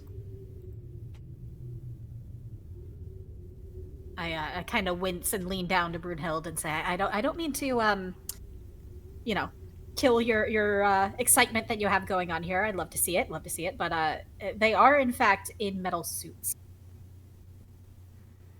We only know that there's a golem. We don't know that all of them are in metal suits. And I mean, if the wasps get inside the metal suit, then... That's fair. I like the way she thinks. Habib at my bottom, now my bottom big. Every sting that I get, I would like to be repaid a gold piece per sting when this is all said and done, but fine. That's what the bag of wasps will do.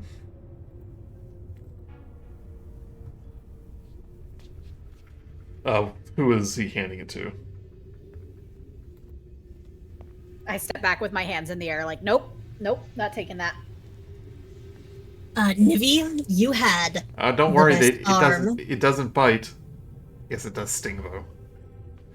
Alright, I'm gonna take the bag and poke my head around the corner looking into the south room. Okay.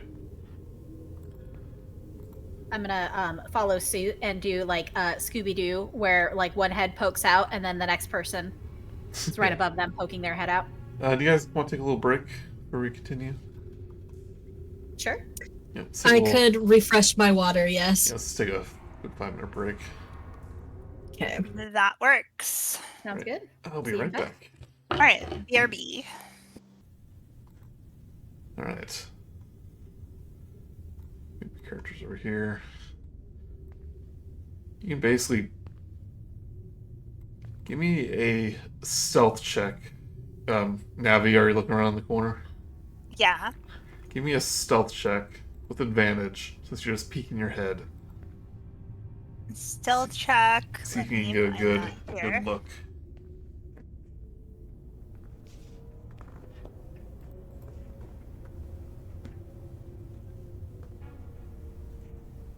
Okay, so it looks like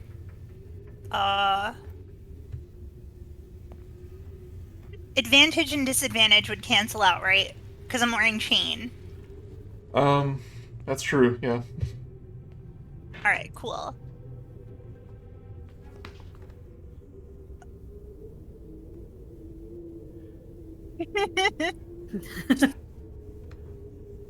Yeah, 8. You get a quick look, and you do see another Durgar in the armor. Does it make eye contact? Oh, wait, no, I thought they saw me. Okay. Yeah. Do you see a Oh, they Durgar did in the see me? armor? No, they didn't seem to see you. It's making you sweat a little bit. But you okay. you do see a Durgar in the machine armor. It looks a little bit unfinished though, like it's still being attached to him. You do see a kind of a statue of a dwarf. Looks like it's made out of marble. Not necessarily looking like that, but it is standing next to the thing, and you do see a very important looking dwarf kind of like barking orders at a bunch of kobolds that are placing this armor onto this dwarf. I'm gonna hold up 3 fingers. It's like, we gotta get the next specimen ready. Don't be sloppy like the other one. And, so it looks like he's not fully in the armor yet. It looks like parts of it are incomplete.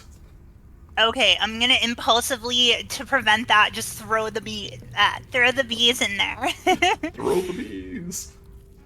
Right, where are The you? bees. Where are you placing the bees? Probably on the guy that isn't, or like that's getting suited up. Okay, so Because I mean that's probably. Well, so let's see. It's like a. this is basically Where? adding a creature to the field. It's not actually doing any damage. Okay. Yep. And it's basically going to cause chaos. We just need him distracted. Yeah. Yeah, so the bees are going to get a surprise round. The wasp. Since you so it has to be within 20 feet. So you're going to have to make yourself seen in order to happen. There's no. Yeah. All right. Yeah. So. But they're going to get a Looks surprise. like you're having some trouble getting that armor put on. Nothing a large influx of bees wouldn't help. I'm gonna lob the bees. I want a fistful of bees. Since you have to make yourself seen, we will start initiative, but the bees are on the field. What? Bees? I didn't order any bees. Alright, go ahead and roll initiative.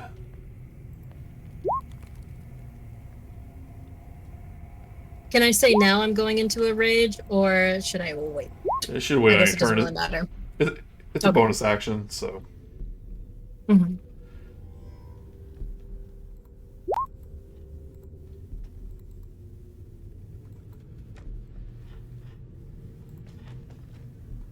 Oops, I rolled twice.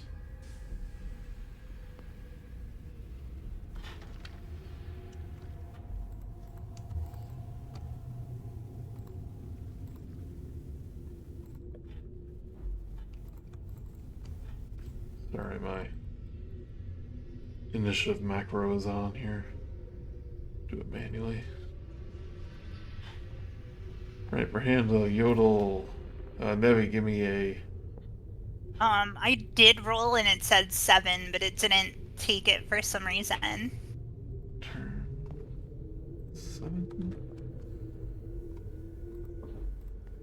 Wow, we all rolled below a 10, Nice. except for the boss. Jeez. Get the low rolls out now. It's fine. But all the kobolds kind of look up, see that it's like, they're gonna rescue us, our saviors, And then they're covered in bees. and they're all covered in bees.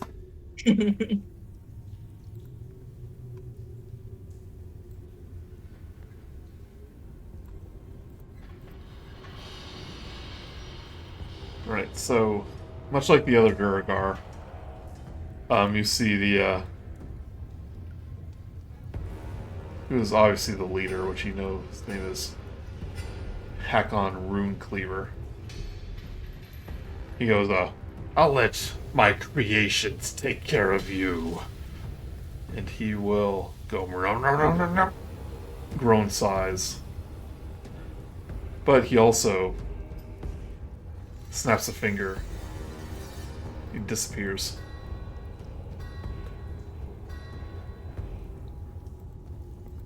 Maybe.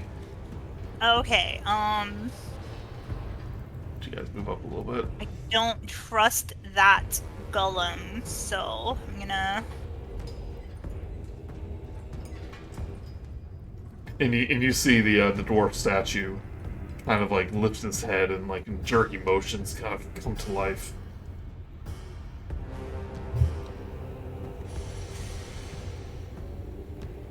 I'm gonna move here and whip the armor dwarf. Okay. Attempt to. 21 will hit.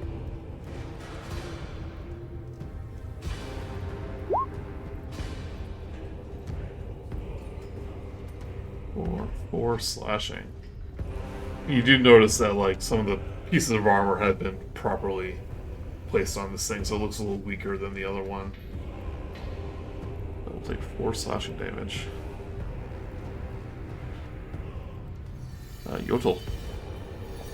I'm gonna go ahead and step forward to where. Sorry, Nivi, right? Yeah. Okay, where Nivi was standing. And in true Yodel fashion, I'm just gonna repeat the joke, but make it my own, and hope nobody notices, and say, "It looks like you're trying to get in a suit of armor there. Let me go ahead and help you out with some heat metal." Ooh, nice. Just completely butcher the joke, but claim that it's mine. I'm gonna go ahead and cast heat metal at the. I'm so glad I gave that to you. Okay, nice. Does he have to roll against that, or does it just happen? I think heat metal is. I don't think you can Yeah, I think stand it, can you? So your heat metal.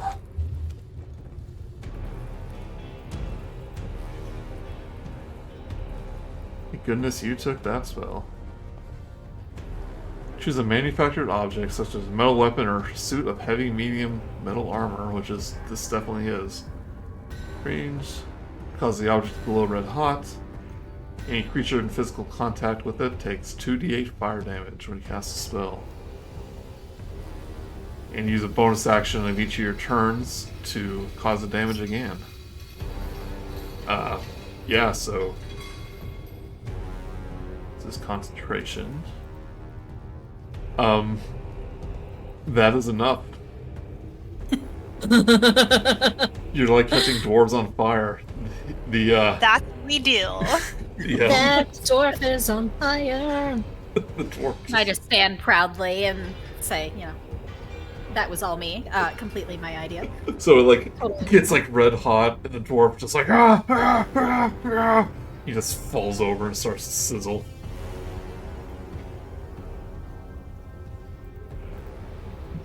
Okay.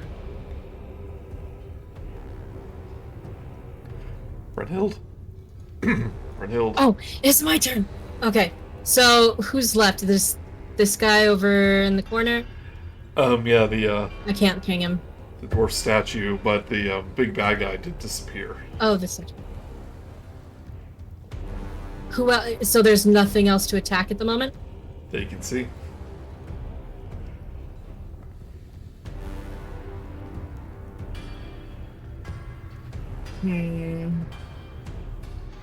Your turn. I almost want to pull a Simpsons and go, I'm gonna swing my great axe like this, and if you get hit, it's your own fault. And just start walking around the room. See, I'm going to remain where I am by the entrance. So, oh wait, there's another room. I'm going to assume that doesn't lead outside, though. Although it told And you that big that man. those are living areas. Ah, okay. Yeah, then I'm gonna stand here. You can ready an action. Yeah, I'm gonna be ready with my great axe to just lay down some shit. Okay. You have your weapon at the ready. Yes.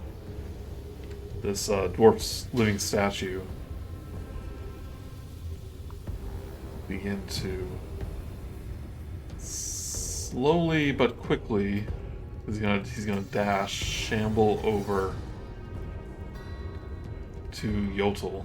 And dashing means he uses his action to take another move action. So he's normally very slow, but he's gonna dash over to Yotel. But he can't attack. The swarm of bees will just buzz around. Because they're chill, there's no one by them. They start like stinging the Duragar.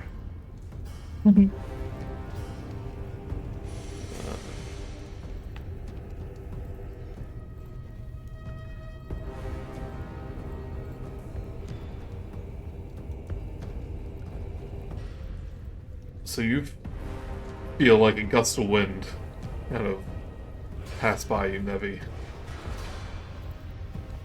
Oh. as the Duragar reappears behind you Oh, I just got nothing personnel kid by him. Teleports behind you. This way you didn't see me coming. And he takes out a hand, and a blade of energy appears in it, and he will attempt to stab you. And since he's doing it from being invisible, he will get advantage. Despite the cool thing he said beforehand. It is an 18 hit. I able My to do armor a bonus class is 18, so that just hits.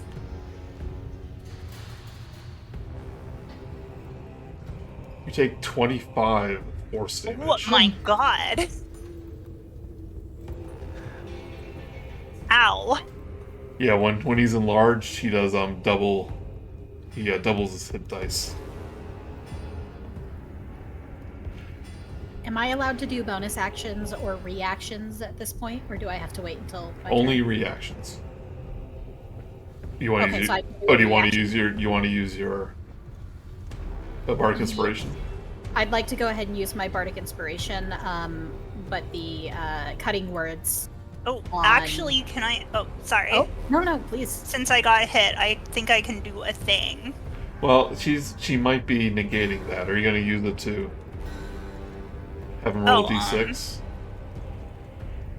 Oh, never mind. It has to be someone other than me. So you're going to use cutting words to. Yes, I'd like to use cutting words. Yeah, I'm trying to on think. Hakon. He did it from being invisible. You didn't see him attack. I think I'm getting the rules right here. When you're invisible, it means you can't react to it because he's invisible. Got it. Okay. Yep. I'm 99% sure that's the ruling. But I'm the DM, I can do whatever I want. But Nevi, your turn. Okay, that kind of hurts. Let me read this. Remember, you have a potion. Oh yeah, I do. Is that a bonus action to use the potion, though? I do the bonus action potion roll, yeah. And you have lay on hands too, as a paladin.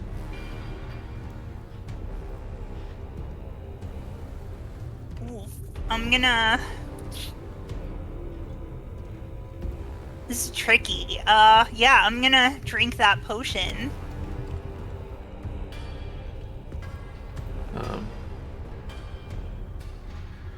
So if potion's fine, but if you use lay on hands, you should have 15 hit points in your pool. You can heal up to 15 hit points as an action. Oh yeah, I was thinking of using both depending on how the potion worked. Okay, if you want to do that. If that's... So that's 2d8 plus 2. Or it's 2d4 plus 2. 2d4 plus 2.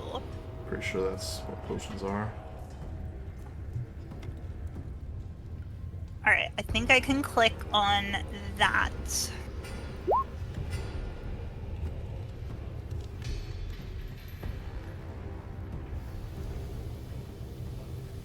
Right. You take 6 points of healing as you chug that potion.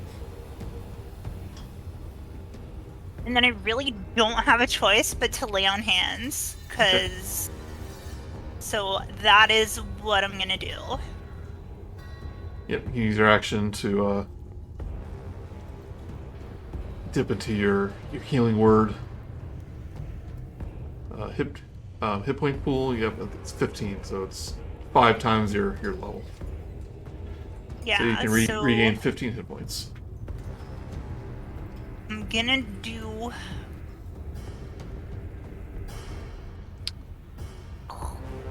I'll do 14 of them. Okay. Just have one left over. Yeah, just in case. Just one in for a rainy case, day. yeah. Right. Yotel. First things first, I'm going to use a bonus action to cast Bardic Inspiration on Brunhild Good idea. and turn and scream in pure terror, please come get this statue. So that's gonna be me doing that, and then I'll go ahead and turn back to the statue and let me see. I'm gonna go ahead and try to do.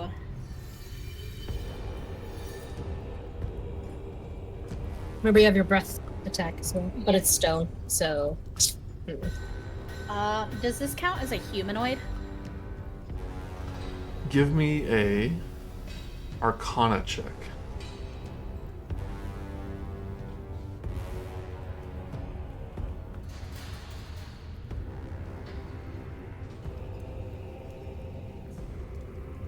Nine.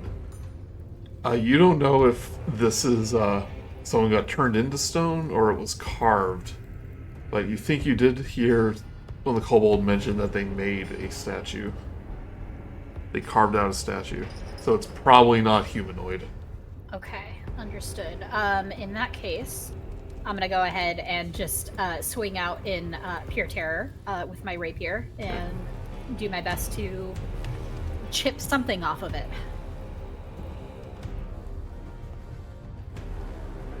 You guys are putting me in a tough spot here.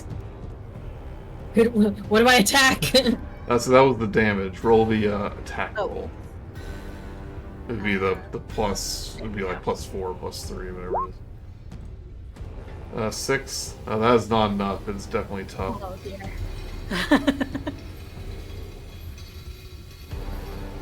Wait for Hild.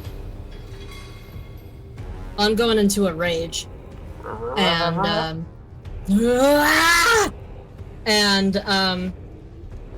man. Wait, choose. Which one do I choose? I think I'm gonna. I'm sorry, Oodle. I think if we get the big guy, if we take him down, I think that statue ends. So I'm gonna run up here. And do I still have my bardic inspiration? Yep. I mean, yeah, you just got Okay. I want the great axe. Oh yeah, that's right. Plus 1d6. Well, you can choose it after your. Okay, yeah. +4. 18 will definitely hit. Three. For 13 slashing damage.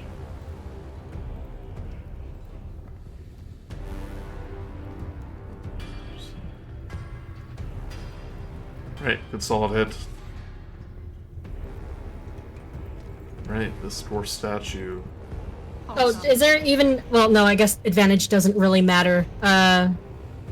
Since we were like he's in the middle of us. You don't have advantage on him. If that's what you're asking. Okay. Yeah. Okay. The dwarf statue will very clumsily raise up a hand. You notice that his fingers are like pointed and claw-like. Hold on a second. Okay, yeah. And he will attack you with his claws. 22 is gonna hit. Oof. For 15 slashing damage. I made the wrong choice. And I want you to give me a Constitution saving throw as the area that he clawed begins to stiffen. So a roll Constitution. Constitution saving throw, so that's below the main stats. It's in a little box on the left-hand side. Yeah. Yes. You'll see it saying saving throws. Usually it's the same, but sometimes it can be different. 18. Alright. You kind of shake it off, you shake your hand, but you can tell like some sort of curse is trying to spread.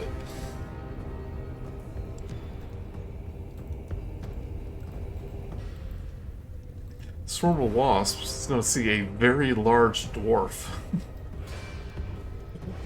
giving off a lot of body heat. It's gonna Okay, so have to obey the rules. Have to see if it's even around anymore. Let's see here. Unfortunately, having so long with nothing to attack, the bees dissipate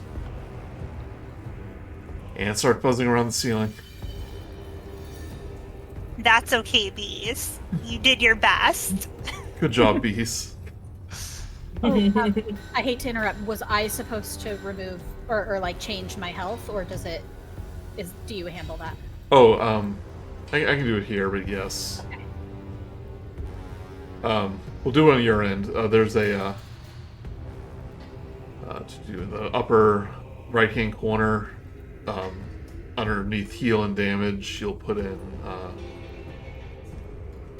15 and then hit the damage button. Okay. Thank you. It should carry over. Yep, there we go. Yeah, that one hurt.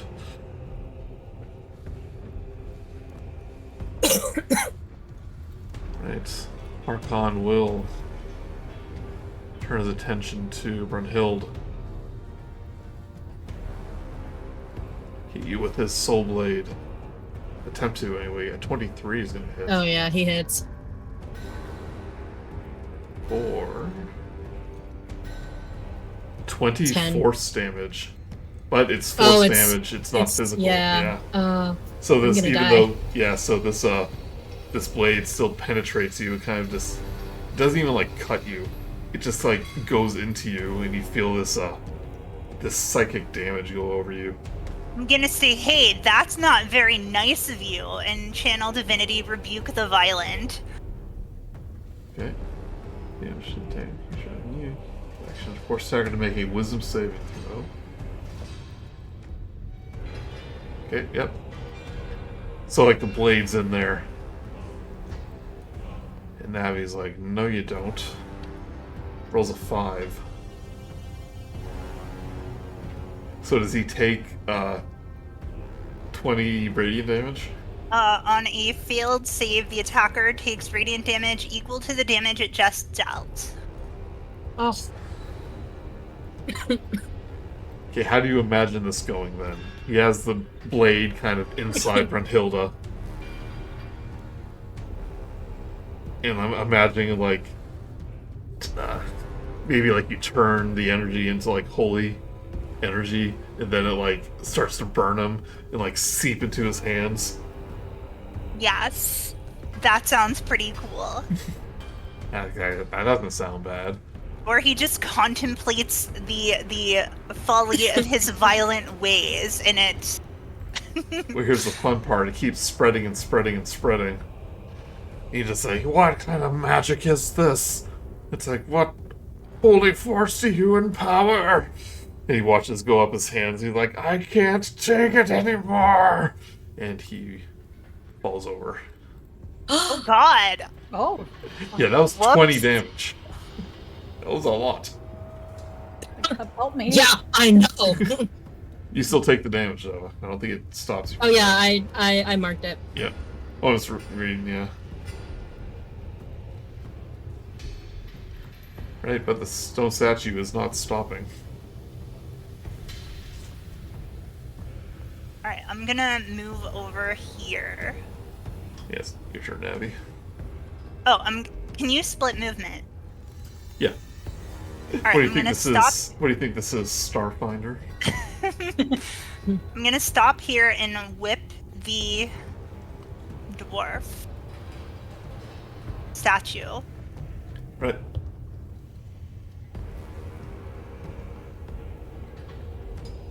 $14 will not hit.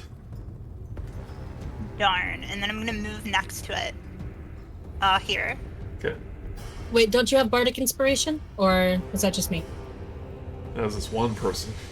Yeah, Oh, I okay. don't think. Yeah, I don't have it. Or Yodel was focused on the fact that Brunhild was going to go next. Right, Yodel. Yeah, no, that makes sense. All right. What kind of cool spells you got? Oh god. A lot of stuff that would work if it was a person.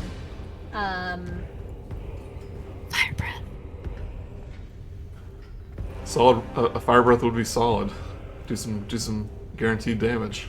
All right, yeah, I said that I didn't want to do it because it's unrefined, but I am in a pure panic for my life right now. It's like Going it's embarrassing full when I on. do it.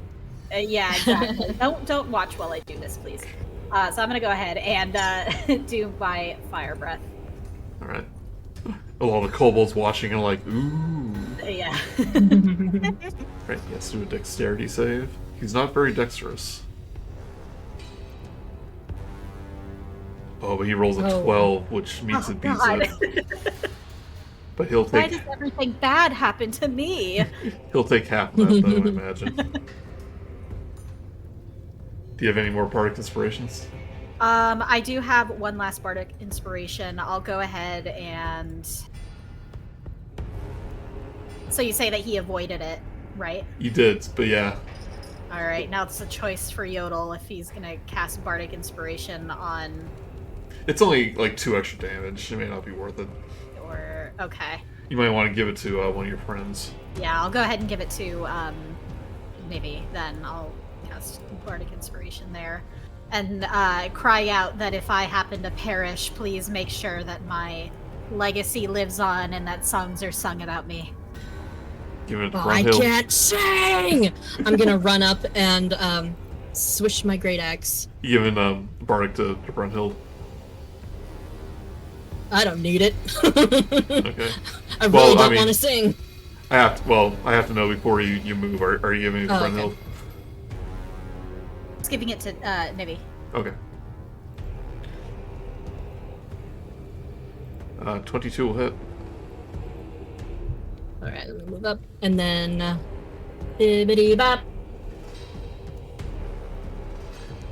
15 slashing. +2. +2. How do you strike down this stone cursed? Oh, she runs up and takes a leap into the air and just swings down her axe right in the middle of this thing with all her might. She doesn't hit it, she hits through it. It just crumbles. Yes. Like an arm falls off and then like bits and pieces. She's just "Rah!" as the shale and the shards fly around. Crumbles to the ground. All the kobolds are like, ooh, ah. And they kind of look around. It's like, bad dwarf gone?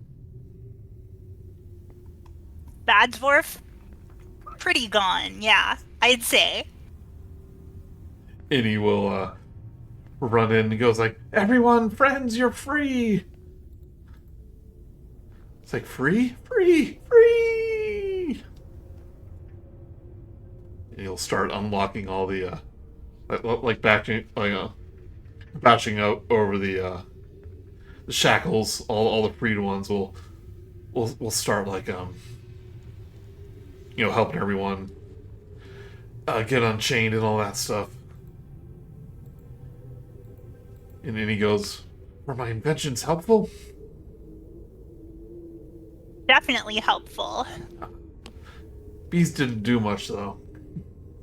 Well, you could workshop that one a little bit. Maybe if you made a bee launcher. Ooh. Like an arrow with a bee on the end. Don't encourage him. He immediately goes over to the workshop table and begins to... like, come here, bees. He has a big net. He's trying to capture them. I see there is a forge area. Is there like a water trough or something? Probably. Just so Brunhilde couldn't go up and like dunk her face in just to chill out. Yeah. What Okay. they used when they were like smelting weapons. Yeah, okay, so she walks back, her head and shoulders just drenched. Okay, Yeah. well, we have that dealt with. Anyone want to check on the dead guy back there? See if he's got anything good?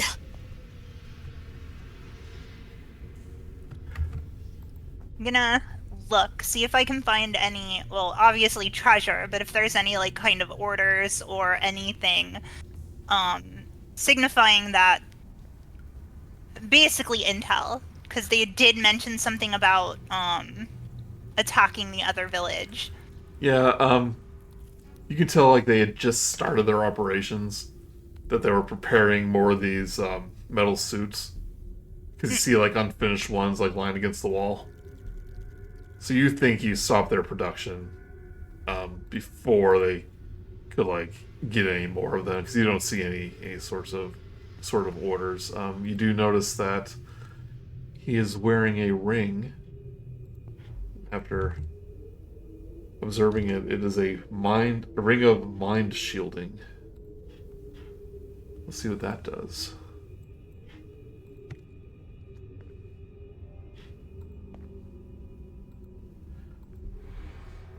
Basically immune to magic that allows other creatures to read your thoughts.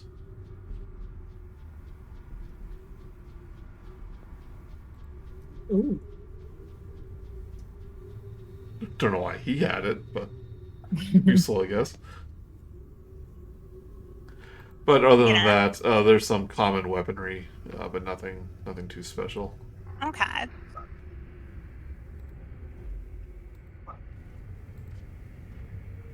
But to wrap things up, the kobolds start dragging the dwarf bodies into the sunlight to get rid of them. They start tidying up their home, getting their place of living back to normal. They have a few new weapons though. They have a nice workshop. And when you go back to Fiona's house, what do you say to Skibbity when you return? Oh, before we leave, I'm going to give the Ring of Mind Shielding to the Kobold inventor so that nobody can steal their incredible ideas. Oh yeah, you want to keep those trade secrets. I also would like to add that because Yodel is very embarrassed about the poor display of fighting skills and wants something to be remembered for, they walk over to the forges and offer to light it with their breath because the kobolds were so impressed before. Ooh. So I just want to start that back up for them and hope that they remember that and not me almost dying. Yeah. You're spitting and coughing on yourself as you try to do it. Yeah, a little bit of blood comes out with the fire. I just kind of weakly hold up a thumbs up to them. Right, what do you say to Skibbity as you return? Master Skibbity, we are back. Your home is free, thanks to me and my companions as well. Will you upkeep your end of the bargain as long as you take one of the pillows and we'll call it good? He's like, he has a big hug. It's like, my pillow. He goes, And oh. I nod in agreement and say, yes, it is your pillow indeed. Skibbity is a kobold of his word. He goes, okay, everyone? He goes, let's go home. And they're like, aww. It's like, yeah, I know. It's our home. And as they start walking out, it's like, I hope the halfling likes what we did with the place. I'm sure she'll find it very interesting. Yeah, she's like watching from. She like walks in and she's like, just imagine like Bilbo Baggins, like all the dwarfs, wrecking up the place. And she's like, oh dear. She turns to the kobold saying, well, the least you could do is clean up after yourselves. And and Skibbity goes, what? We left it better than when we came. I'm just gonna walk up very weakly to Fiona and said, you said something about a healing potion before? She actually gave it to you, but It's like, oh yeah, help yourself. You can do 2d8 plus 2, no, 2d4 plus 2 healing. I mean, in that time, though, you were able to take a short rest and basically okay, regain. cool. We won't worry about regaining hit points because you basically would have regained them all. But she gives you your promised 200 gold pieces. You each get 66 gold pieces. If you want to add that to your inventory, you can. If you ever want to play this character again. She gives you her thanks, and she said, once I've cleaned up, you're invited to dinner whenever you like. Finally, I can get the farmhands back to work and get vegetable production back online.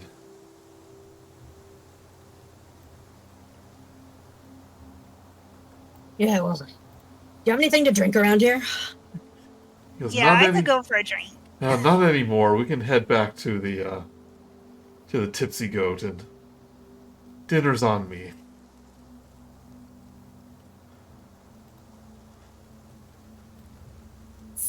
We all jump and clap each other's hands. Freeze frame. Freeze frame. Yes. And that concludes Kobolds are the worst guest. But they're maybe not entirely the worst people. Cool guys. I like to imagine the pillow he took as one of those like live, laugh, love like Or home sweet home pillow. yeah. Aww. And the after credit scene is him like cuddled up like a little dragon cat on the pillow, all snug. Perfect. Yay! Yeah, thank you. Finally, a true one shot. Not. I love that. That was Yeah. that was super fun. It was great. Thank I you. really enjoyed that. Yep, and thank Same. you. Thank you, the authors and the creators of the module. Mm-hmm. Yeah, thanks. It was wonderful. I'll put a link to them. Bravo. Yeah, put a link Yeah. to them in the description. And you I can honestly, you can purchase go this ahead. adventure for I think $2.95 on DM's Guild. If you're a DM and you want to run this for your players.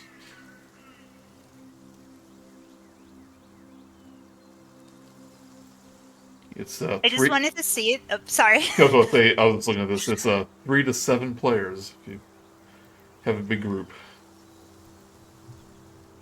Right. But I wanted to say that I just felt like playing D&D. It was like no strings attached. It was just this fun adventure. Nobody's like the god savior hero of the world. It's just such a fun and cute adventure, and I had a really good time playing it. Yep. Let's roll Yes. level 3. You're not fighting gods quite yet. Quite yet. It's also fun just to have like a clear goal. It's like, hey, Yeah. there's some bad guys in a cave. You need to go take care of them. It's So, gonna sound more dramatic in the song, I'm just saying. yeah.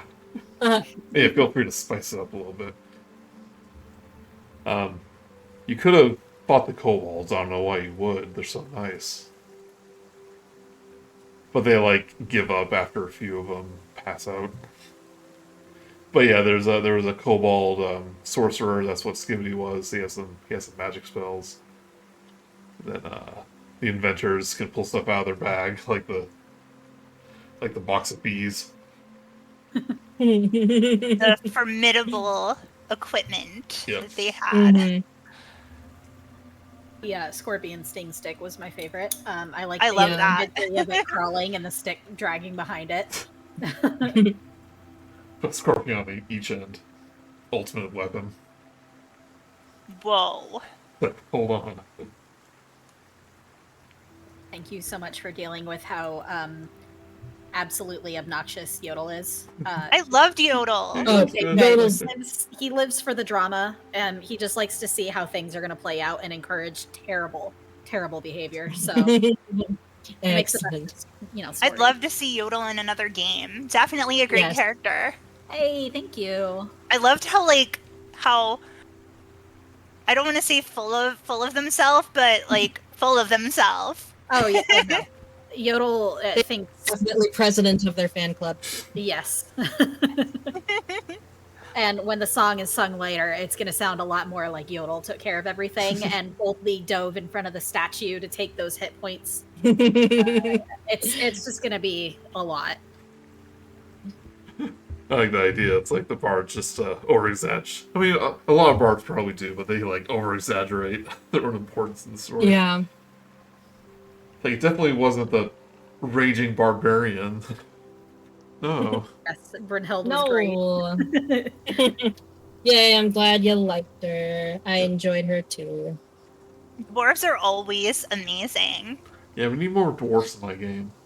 Definitely. Like, everyone picks all these weird things. Like goblins? No, I'm just kidding. Ooh. No, if I hadn't found out you had chosen goblin, I was gonna choose that as well. I love your Goblins character. are the best. Yeah, fuck yeah. I was blown away at how strong Nivi was. Yeah, goddamn. Hey, I didn't do it. The dwarf did. You never had a chance to All smite. I don't think I had smite.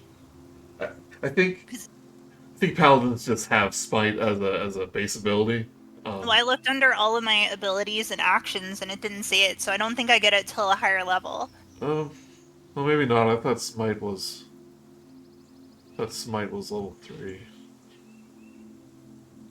None of that matters now. We'll look it up real quick. Well, yeah. I mean, you can get other types of smite, but I think like the basic smite is yeah, divine smite's level 2. You can expend a spell slot to do 2d8 holy damage. Holy moly. Yeah, so it's like not a spell, it's a class ability. I'm definitely glad I went with redemption, because that is crazy. That rebuke violence. Oh yeah, I mean plus he was enlarged, so he did double his attack. It was basically like a crit on every attack. Expected. Alright, Mel, I'll let you get back to your other channel you wanted to get to, but thank you all. Yeah, Thank it was you. definitely fun. Thanks. Yep. Yeah, thank you so much. That was awesome. Yeah. Go team go.